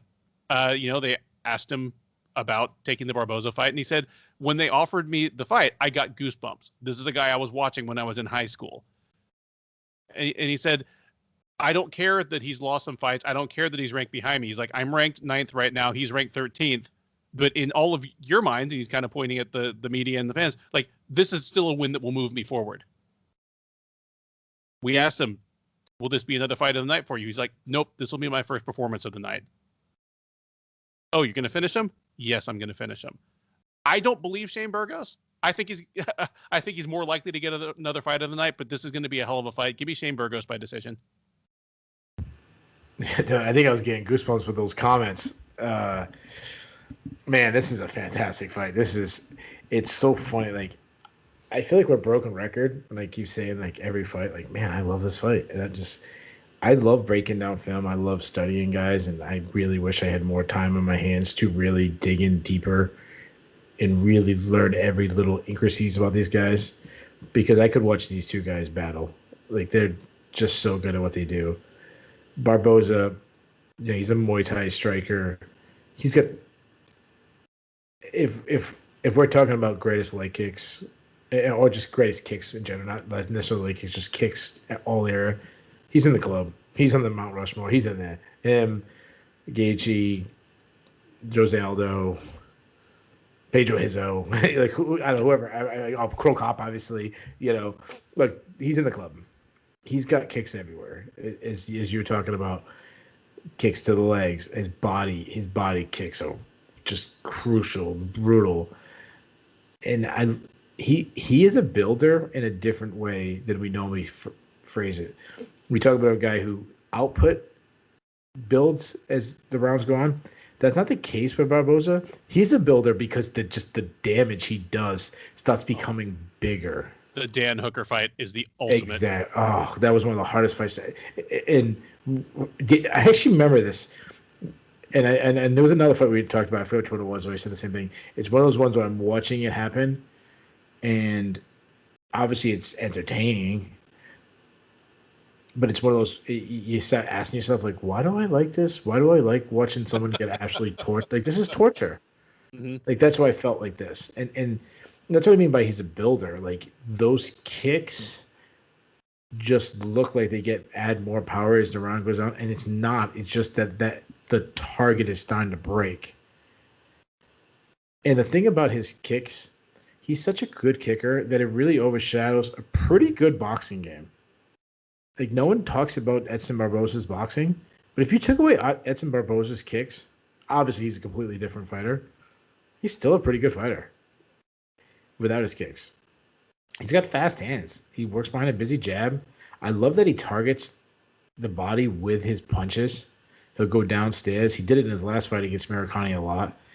I would say his plus power, like he's not, he's not just engaging. That was one of the big differences in their fights. But I mean, his straight right flattened Americani twice in their fight. And I think what also happens with his hands and why he generates more power than he gets credit is his opponents is always constantly thinking about his kicks, that it's going to open doors for the hands. You're not really focused on the hand because you're worried about it. You're worried about seeing that hip bone start turning over and that kind of giving you frights. And when he goes to turn like that, it's actually a right hand going over the top. I think his takedown defense is better than he gets credited. It's not good. It's not a strength, but I've heard people talk about like just bad wrestling. I don't think that's true. What I think he struggles with is his get-up game. Some of that is a little deceiving because he's had Khabib Nurmagomedov on him. Nobody gets off of him. And Kevin Lee, who is a very good, fantastic grappler too. He does fade light. Like that to me, I don't think is exaggerated.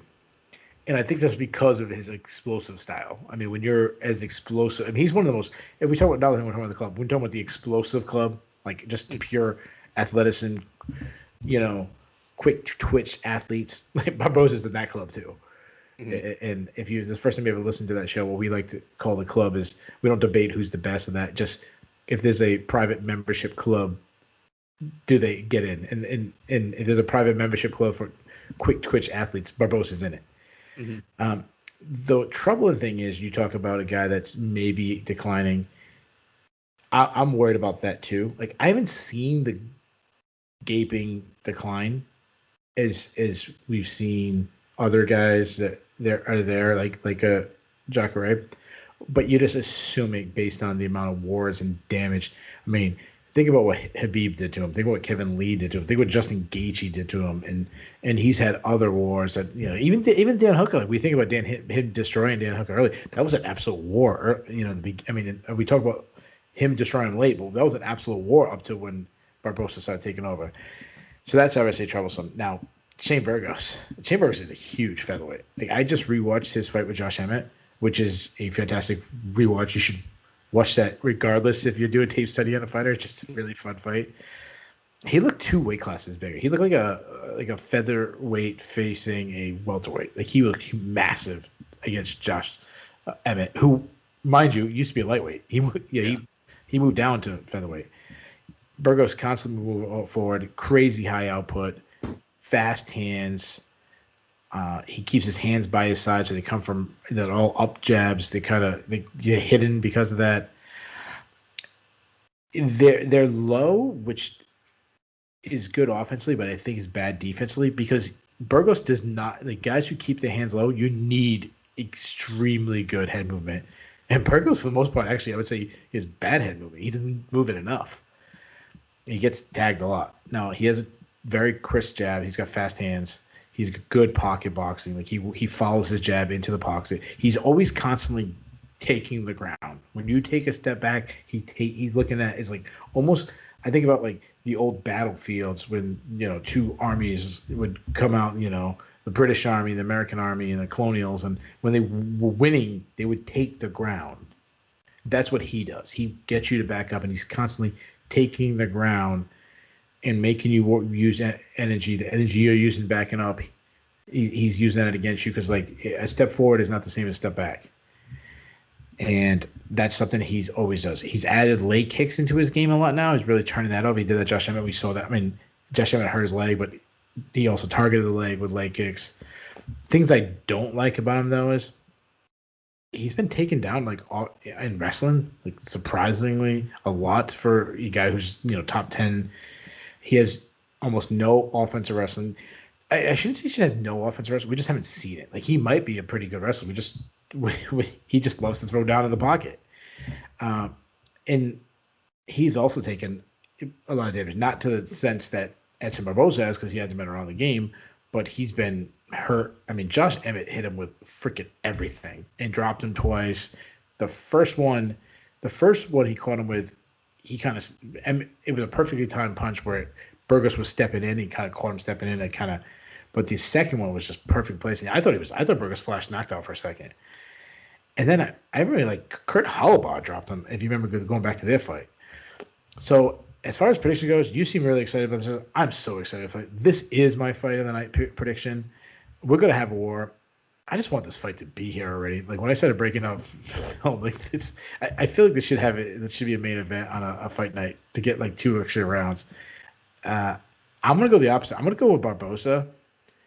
Barboza is a lot like Shevchenko. Like he's another one of my bugaboos. Like I've always liked Barboza. Burgos gets hit too much for my liking. Barboza is much harder to hit, and Burgos has a lot of similar style to Hooker, where he stands up tall. He's a big target, and we saw what Barboza could do to Hooker. Obviously, I'm not saying apples and oranges different, but I just mean you become a big target. I 100% agree with what you're saying about Burgos's pressure could be a big problem.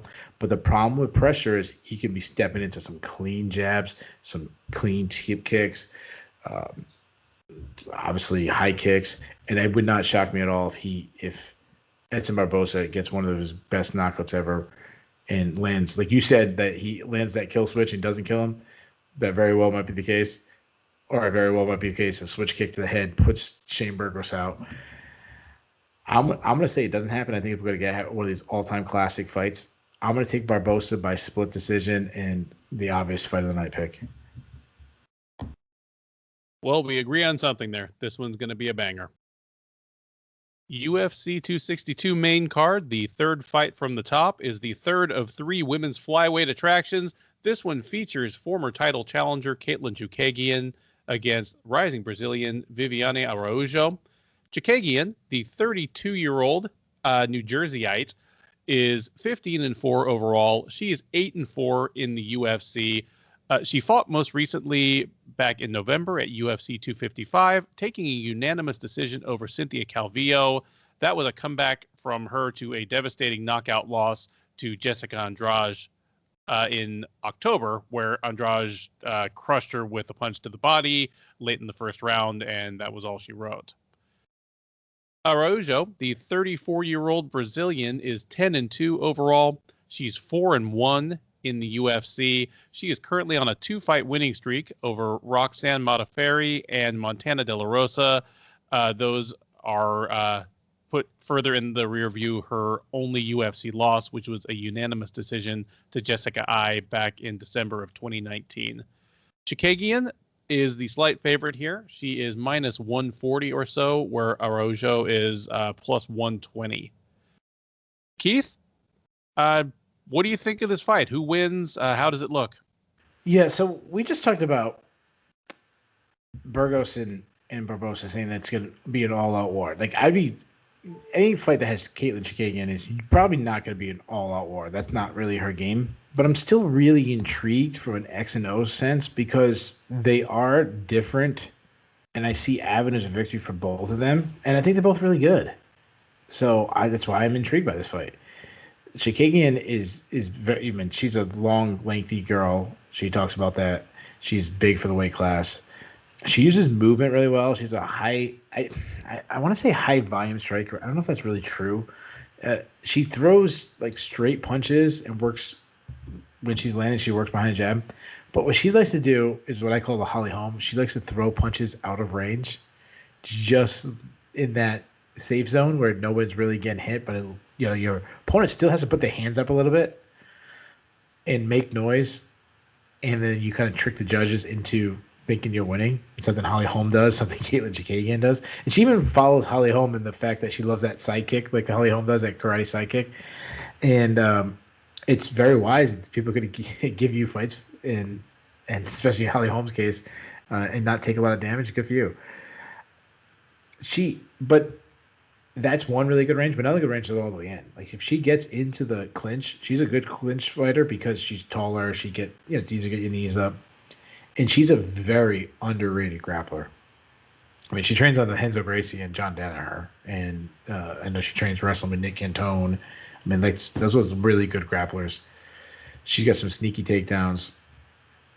She can win a wrestling match. You look at the Antonina Shevchenko fight, she basically just wrestled. When she's on top, she's got good top control. She showed her intelligence in that fight by, not, just rushing him to the takedowns, getting the fight to the ground and not let her ego take over and try to stand up and bang with Shevchenko. It was the easiest route to victory, and she won it. That's a big part of Katlyn Chookagian's game. She looks like someone who's out there thinking and game planning and strategizing. Now move over to Araujo. She's very different. She's fast. She's athletic. She's elusive. Has really good lateral movement. Good footwork. I'd say she's well-rounded. Can fight from both stances. She likes to counter-strike, which may be an issue against someone like Chookagian if Chookagian is not coming all the way into that range. If she's playing that out kind of tricky game where I'm throwing stuff and you're relaxing because nothing's touching you, but you can't counter-strike. But she does well to normally she does well to draw out the attacks because she throws a lot of feints herself. She's twisting her hip, she's moving, she's drawing out the attacks to counter-strike. I like that she goes to the body, and that makes a big part of her game. Very, very good leg kicks. She did against Montana De La Rosa. She did against Jessica. But I'm surprised that for someone who kicks so good, she doesn't check kicks herself. Like Jessica I did well in their fight by making it a dirty fight and getting in the pocket and throwing down hard leg kicks. Araujo is a good grappler. She needs to use it more. She's got good entries, good top pressure, could really do some damage from ground and pound. Another concern I have about her is that she fades late. Like we saw it against Jessica I. That was the difference in the fight. It's like she was way ahead in that fight, and Jessica I came back, won the second and third round. And Montana De La Rosa, like she destroyed her early, and De La Rosa actually was starting to come back later on in that fight. So I'm going to take that more as inexperience. I feel like she also has a high output early, so that might be it. Like she needs to control her output. But it's something to watch where someone like Chookagian, I've never seen her fade. This is so good. Araujo has all the tools to beat Chookagian, just pure natural speed. And however, Chookagian, like we were talking about, is so intelligent. I can see her just outworking Araujo from distance or getting some takedowns. However, in this fight, I'm going to go with the talent over the intelligence. And I think this is actually going to be a breakout performance from Araujo. I've been high on this girl for a while, and she needs one of those fights that really opens up her, people's eyes to her as a true title contender. I say she's too fast for Chookagian. I say she's able to land a lot of kicks against Chookagian, and I say she wins the decision. This is my upset special.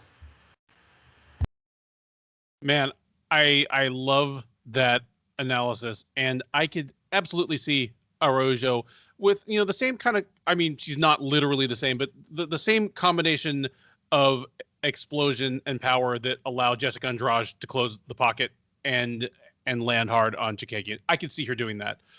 I can't pick it. Like all the things you said, like just she's so smart. She's not shy about using her best skills and her best physical gifts to win a fight, even if it always isn't the prettiest thing. I have the feeling this is going to be a frustrating fight for Araujo as Chookagian keeps her on the outside, keeps her at the end of her punches, or perhaps even beyond the end of her punches, but she'll keep making those key eyes so, they score points. If Araujo starts to get tired, I could definitely see Chookagian turning to her wrestling to, maybe seal the third round. But giving Chookagian by a decision that the Houston crowd will be too elated even to boo. They'll just be so happy to have live fights back in the house. We arrive at the co-main event, a lightweight matchup between former interim champ Tony Ferguson and the red-hot Beneil Dariush. Ferguson, the 37-year-old Californian, is 25-5 overall. He is 15-3 since winning the 13th season of The Ultimate Fighter. He is currently on a 2-fight losing streak, the first losing streak of his career. He lost to Justin Gaethje at UFC 249 last May by fifth-round TKO, just almost a mercy stoppage after a hellacious accumulation of damage at the hands of the Highlight. He came back last December, took on your headliner tonight, Charles Oliveira, and dropped a unanimous decision to him in a fight in which Oliveira had enough to outdo him everywhere, on the feet as well as on the ground. That is where Ferguson now finds himself, and he is taking on Dariush, a man who at 32 is finally starting to live up to his promise of a few years ago, and has finally broken through to the very top echelon of perhaps the toughest division in the sport. Dariush, 24-1 overall. He is 14-4-1 in the UFC. He is on a 6-fight win streak. Those 6 wins: Thiago Moises, Drew Dober, Frank Camacho, Drakkar Klose, Scott Holtzman, and just back in February, he took a split decision over Diego Ferreira in a matchup of top 10 fighters. Dariush will be able to say something that only one other man has ever been able to say. He is the favorite over Ferguson. Ferguson, in a 19-fight UFC career, has been underdog only to Rafael dos Anjos and now Beneil Dariush. Dariush minus 170, Ferguson plus 145, plus 150 or so. What a fight this is. It will answer so many questions. Is Ferguson is he spent goods? We don't know. He's lost his last 2 fights decisively, but they were against top 3 fighters. I mean, they were against 2 of the 3 best fighters in the post Khabib Nurmagomedov lightweight division. Those 2 and Dustin Poirier are it. This is a step down from a top 3 fighter to a top 10 fighter. If Tony Ferguson is still a top 10 or a top 5 fighter, we're going to find out. The problem with I have no problem with losing to Gaethje. I mean, Gaethje is, he's a builder. He's an attrition fighter. He's a guy that really, with his leg kicks and his insane toughness and his cardio, was built for 5-round fights. Which, a lot of the same things you could say about Ferguson, only Gaethje had the additional bonus of just huge punching power. The Charles DeBronx fight concerns me more. And of course, that was recent enough that you and I did both a preview and, we did a preview as well as a recap for it. And I was big on Ferguson going into that fight. I didn't yet believe in the new Charles DeBronx. I said, this is Charles DeBronx, a guy that has shown that he will break, against Tony Ferguson, a fighter who all he does is break people. His style has never been about being unhittable. It's about being so violent and so aggressive and so dangerous everywhere that he just overwhelms his opponent with violence. It's like if a combine harvester came rolling at me. I could punch it a bunch of times, but I'm going to lose that fight because it's just this big, massive spinning blades that's going to cut me to ribbons. That was Tony Ferguson at his best. I mean, Anthony Pettis laid some licks on him. Rafael dos Anjos, Lando Vannata had him on skates. But just nobody could stand up to what he brought back. I mean, it's why he's such a legendary fighter. He has a legacy of brutality in the lightweight division. And that's why it was so shocking to me to see Oliveira stand up to everything he had and take control of the fight. That's concerning about Ferguson. Ferguson's 37. He's been through wars. Like I just said, even in the fights he wins, he's taken damage. He's been prone to injury over the years. I mean, the Nurmagomedov fight was canceled 5 times, and it was just as many times due to his illness or injury. And then there is, of course, his legendary, just manic, hardcore training style. Who knows how much tread that man has taken off his own tires just in the pursuit of, perfecting himself physically. It's all got to come to an end at some point. And I think this has been Beneil Dariush's time. Dariush, he's not to the same extent as Charles DeBronx that we're going to talk about next, but when he first came into the UFC, he was an incredibly gifted fighter who had all the offensive tools, but was prone to losing bad fights at inopportune times. And in the lightweight division, you just can't afford to do that. You have to string together too many wins in a row to make it to the title picture. He's now won 6 in a row, and he looked great at it. I love that I love this fight, but I just expect that Beneil Dariush is going to be able to take the best of what Ferguson gives him. The fact that he's not going to have to be as worried about Ferguson's incredibly aggressive and opportunistic submission game definitely helps a lot, because the old snap jitsu, as he calls it, is something, that's not going to slow down at the same rate as his striking. Give me Dariush by decision in this one, and this is just another great fight.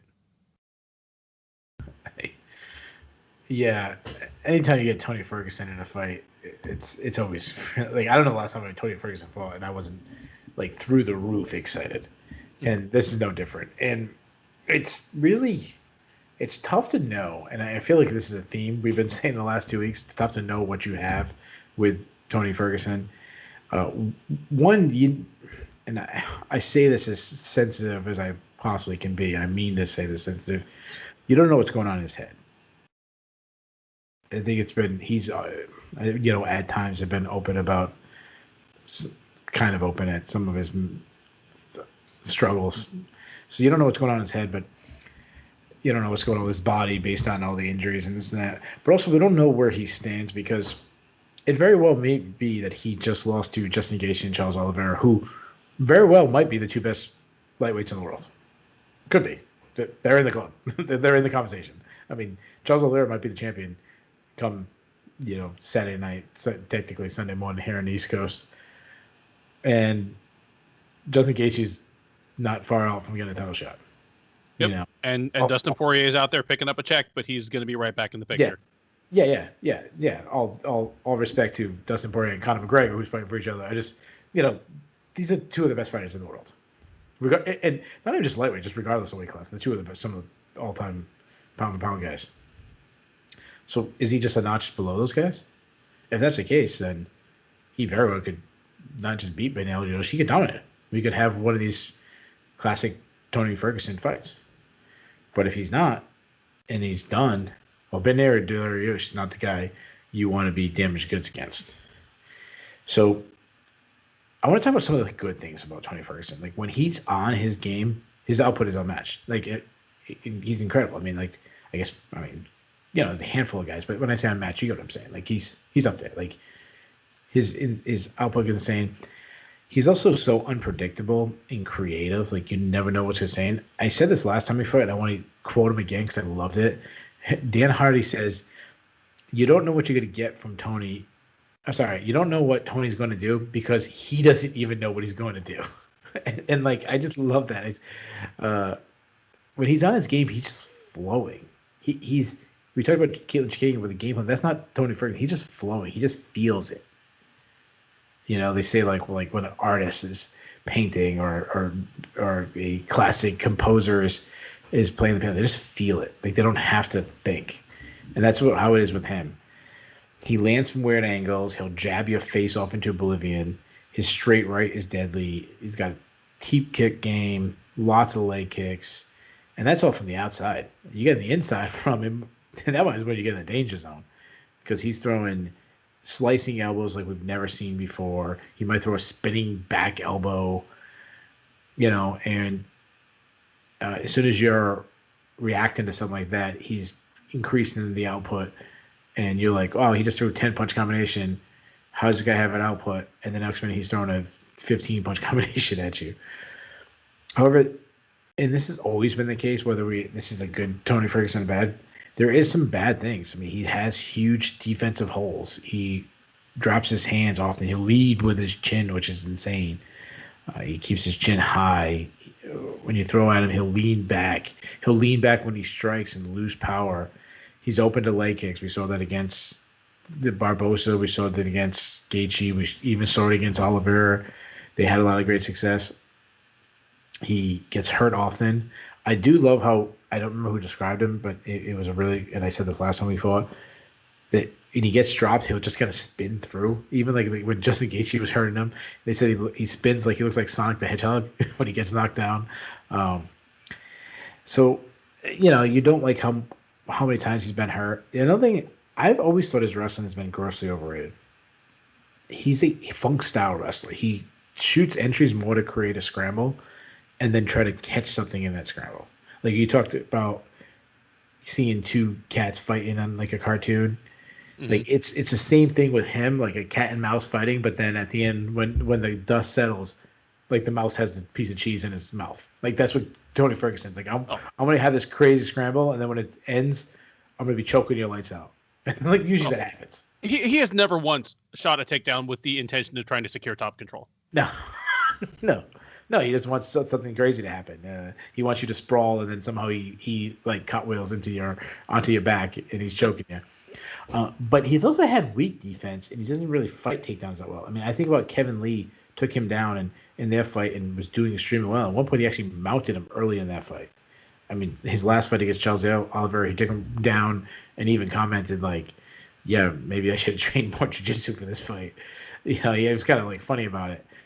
Now, move over to Dariush.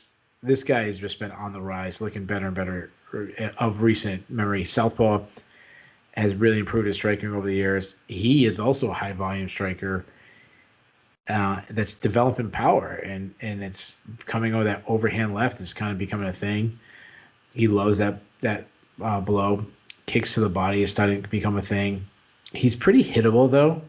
Drakkar Close was really doing some damage with the kicks. It hurt him on the feet a little bit.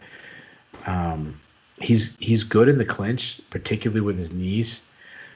Great entries for a non wrestler. Like he gets a lot of credit for his grappling, but he doesn't get enough credit for like how good his wrestling is. I mean, you saw it against Carlos Diego Ferreira in his last fight. Like he was able to take Carlos Diego Ferreira down, and we actually saw how good Carlos Diego Ferreira is in wrestling when Gregor Gillespie had a lot of, obviously Gillespie won, but Gregor Gillespie, a Division I NCAA champion, struggled to take Diego down and hold him down. That wasn't the case with Beneil Dariush. Beneil Dariush was able to take him down and hold him down. And that's because he's a multi-time no-gi world champion with jiu-jitsu.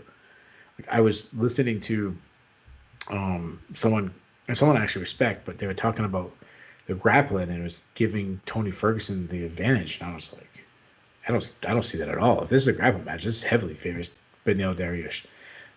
Because he's so much more technically sound, such a different style. He'll hold you down, suffocate you on top control. Got some slick back takes. He has 8 submission wins in his career.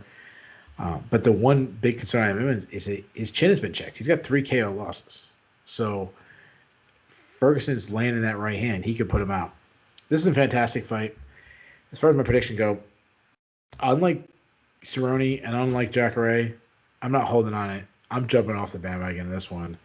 I can't get the Kevin Lee fight out of my head. And if I can see Dariush having the same success as Kevin Lee, getting him taken down, dominating the grappling, mounting him.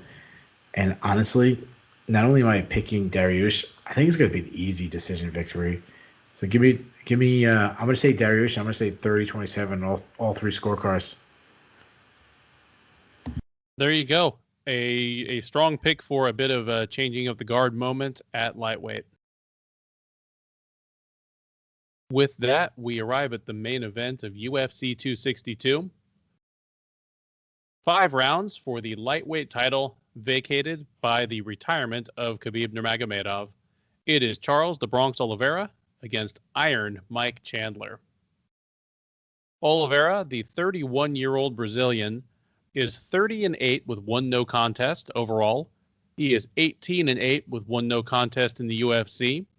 He is the UFC's all-time leader in submissions.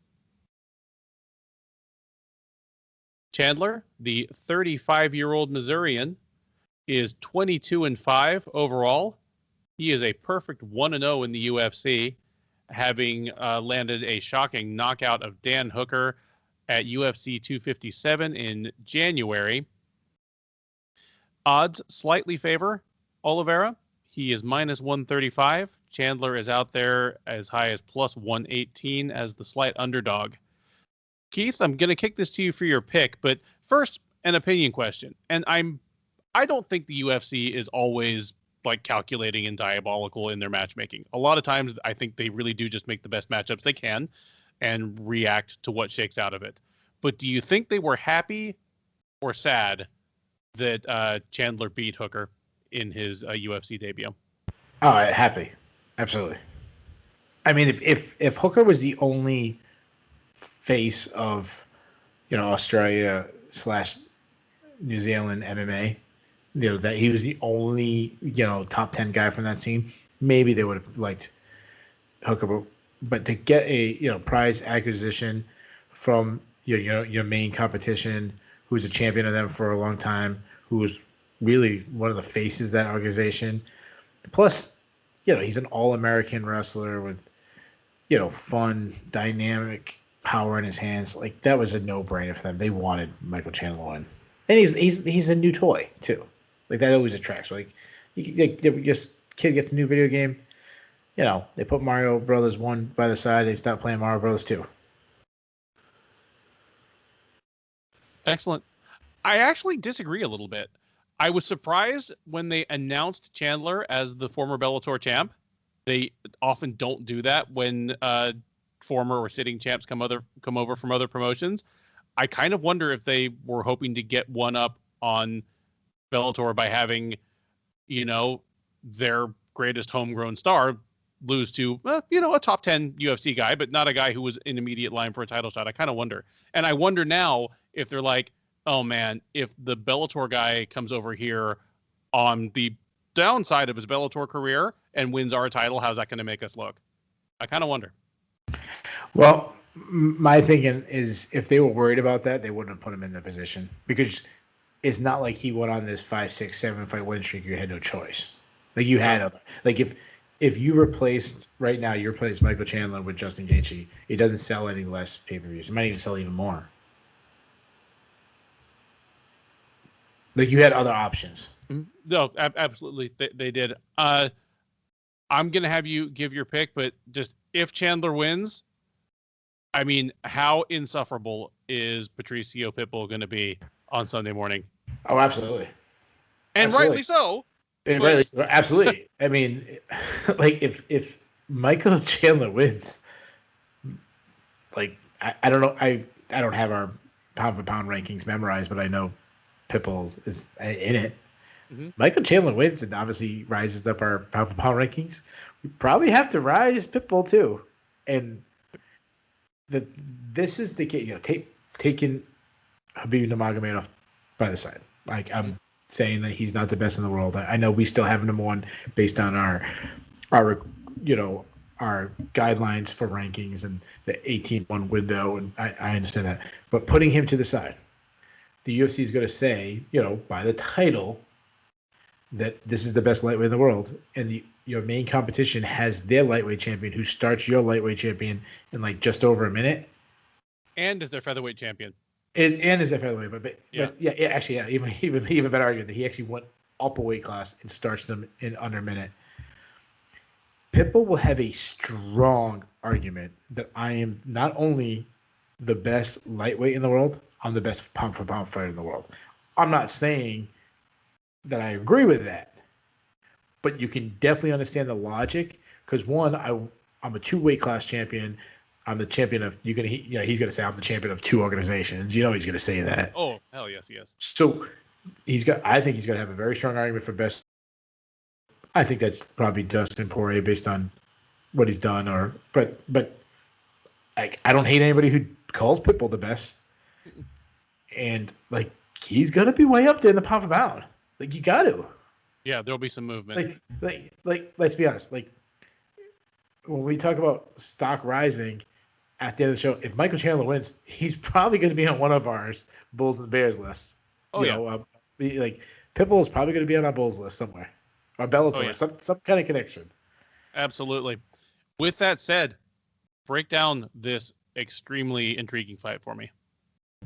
I was thinking about when you were setting this fight up. I was thinking about the conversation we had in the beginning where we talked about, the winner might get a little slack from the casuals, and Khabib's a real champ, and Poirier was fighting this, and Chandler didn't deserve this, and I think Charles Oliveira, I think we both were in agreement that Charles would get a different viewing than Mike Chandler, get a different reaction than Michael Chandler. But to the hardcores, once we found out that Dustin Poirier turned down this shot that it was offered to him, that he went the Conor route. I haven't heard much complaining about this fight. Like, it seemed like the opposite. It seemed like people are very pleased with the matchup. Other than Justin Gaethje, there's really nobody else who could make an argument, now that Poirier passed it up. And that makes it even more exciting. Like, there isn't like a stain on this fight. And it's just such a good 50-50 matchup that seems like everybody is excited about. And I just get it. So let's start with Michael Chandler. This guy is such an explosive athlete. Like, when I think of Michael Chandler, that's the first thing I think of. Look at what he does though. He said, "Oh, that's the first time I jumped off the cage before," and he's like, "Oh yeah, and I just went like 20 feet in the air and did a perfect, like picture perfect landing." Yeah, like picture perfect backflip. Like one of these ones that guys do backflip and it's kind of like sideways and stuff. Like that was like the Olympic judges would have been happy with that one. He's just a great, incredible athlete. He fights in a classic high guard. Keeps his right hand, which is one of that's like a pistol connected to his head. Darts in and out of range very well. Throws tight, hard strike. Has KO power in both hands, as we saw when he starched. I don't want to just use the example of the UFC, but obviously it's the one that's most fresh in my head, that starching of Daniel Hooker. But I mean, this is what he's been doing his whole career. I mean, this is Michael Chandler. He generates power because of three things. One, he's built like a brick shit house. I mean, look at him. The guy's got muscle on top of muscle. Two, I shouldn't say three, really two points I want to make.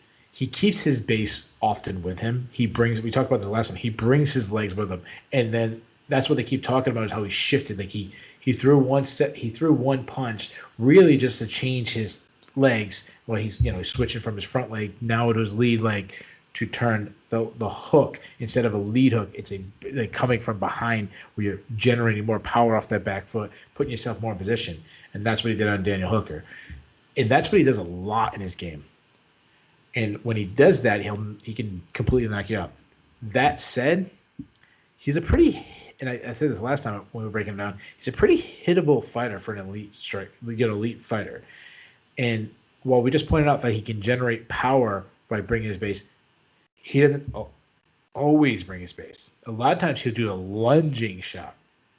When he lunges, it's kind of similar to, and I'm not comparing them totally, but style-wise, Kevin Aguilar. Kevin Aguilar, when I was talking about lunges into his punches, he can do that. And when you do that, you leave yourself the counter, which is exactly what Pitbull put him out with. Pitbull saw the lunge shot and then finished with his own counter. I think it was a counter right shot that he put out Chandler with. Like, that's a problem. He other things I like about him, that he does work the body. He understands that he understands that that's putting money in the bank to it's like saving up for college. You put it away. He doesn't check leg kicks though. I mean, we saw that in the Brent Primus fight. It was leg kicks was an issue, but he is a great wrestler. He's an elite wrestler. He's got great entries. He's so strong. He gets on your hips. He's just gonna pick you up, slam you. But one thing that's disturbing, and it's been a long time since we've seen him in a 5-round fight, his output has gone down in 5-round fights. When I say that, I'm not talking about the early Michael Chandler and Bellator against Eddie Alvarez wars. I mean, like, more recent fights. When I'm talking about like Benson Henderson fights and stuff like that. Move over to Charles Oliveira. He's a good athlete. I wouldn't say he's a great athlete, but he's a very good athlete. He's very, he moves well. He's not explosive, but he moves well. But the thing about him is just growing. He's growing, one, in his confidence. You can see the way he carries himself in the cage now. His confidence has grown. He's growing in his striking ability, and he's growing in his power. Like, we've seen him, like Jared Gordon, like, just starch him one shot. Like, that wasn't ever Charles Oliveira's game, and now it's actually becoming a frequent thing of his game. He's got a very Muay Thai style to it. He's very aggressive to land a shot. He's willing to eat a shot to land what he believes is a bigger shot. Works behind a solid jab. And he's got good timing on his counters. Nice check left hook. I love that he still will step in elbows, step in knees.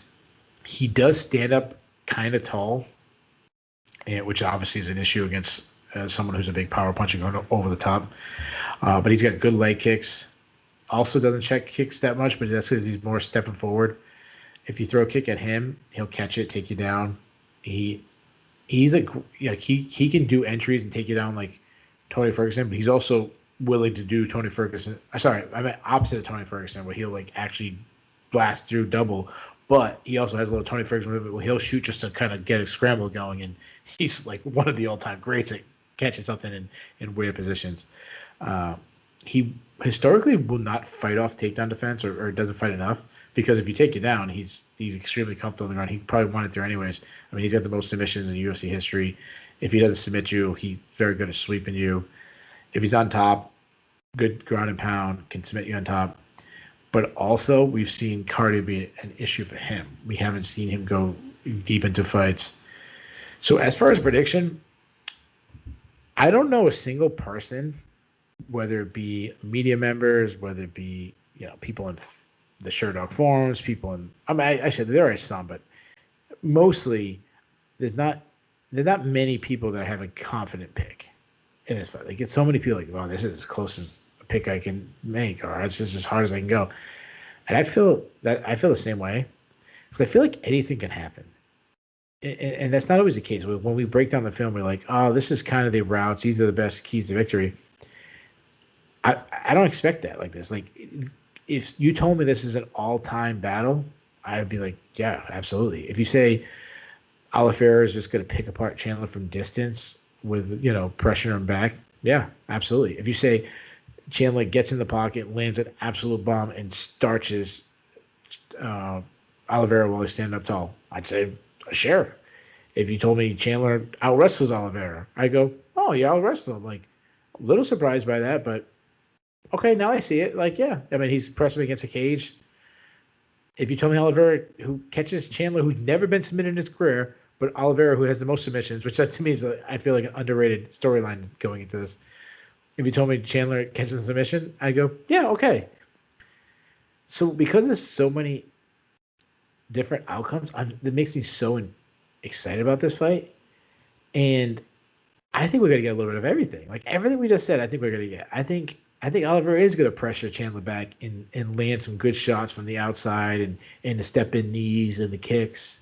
But then I also think Chandler is going to respond with big power shots that's going to, catch Oliveira clean. And Joe Rogan's going, oh, that's a big shot. And I think Chandler might get a takedown. And then I think Oliveira might sweep him. And I think we might get some fun scrambles. And I think we get everything. But the only thing I haven't seen anybody say, and I haven't looked obviously everywhere, but I haven't seen many people say is, I haven't seen many people say that Oliveira is going to land the big shot. Oliveira is going to be the one to land the one shot and put someone out. And I haven't seen people talk about that, how often Chandler's been hurt recently. So I'm going to do it. I'm going to say it's not going to be Chandler that lands the big one punch shot or the one kick or one something. I think it's going to be Oliveira. I think Oliveira is going to catch Chandler's chin. I think he's going to put him out. So give me Oliveira by third round TKO, and he's the new UFC lightweight champion of the world. Oh, there you go. I love your breakdown. I agree with your overall kind of view of the fight. One additional dynamic I see is I think Oliveira will take control of the tempo, the rhythm, the speed, the pace, the distance of this fight in much the same way he did against Ferguson, where there were no safe places for Ferguson. Like, Ferguson found himself feeling like he is used to making other people feel. I think Oliveira will be able to do that to Chandler. And I think because of that, Chandler will be the first man to wear down as the rounds go on. I think this makes it to the championship rounds, but I think it's going to be a case of Oliveira like continuing to roll downhill and build momentum as Chandler fades. I'm going to pick us to see something we have never seen before in MMA competition. We're going to see the first time Michael Chandler has ever been submitted. Give me Charles the Bronx Oliveira by taking the back of an exhausted, beat up Michael Chandler in the fourth round and applying a rear naked choke for your the 11th man to wear the undisputed UFC lightweight title, Charles the Bronx Oliveira. Ben, you know what? We talked about Pitbull being, unbearable on Twitter. Yeah. You know what? I was thinking, like, yeah, if Chandler wins, it'll be unbearable. Even if Chandler loses, Oliver is gonna have to beat him in under 61 seconds. If he Oh, beats yep. him, if he beats him in 65 seconds, like Pitbull's gonna be like, I did it quicker. You know. Oh, absolutely. Anything else on this one, or should we wrap it up? Yeah, I think we should wrap it up and say, I think regardless of what happens, I think it's such a nice story for either fighter who wins the title come Saturday night. Just absolute redemption for both guys. I think that's such a great storyline. It really, really is. And whoever wins, we haven't heard the last of the guy who loses. You know. That's it for the Sherdog Radio Network preview of UFC 262, Oliveira versus Chandler. Thank you for listening. Make sure to check out the live recap show either through the Sherdog front page or on the Sherdog YouTube page right after the main event. I will be live on site.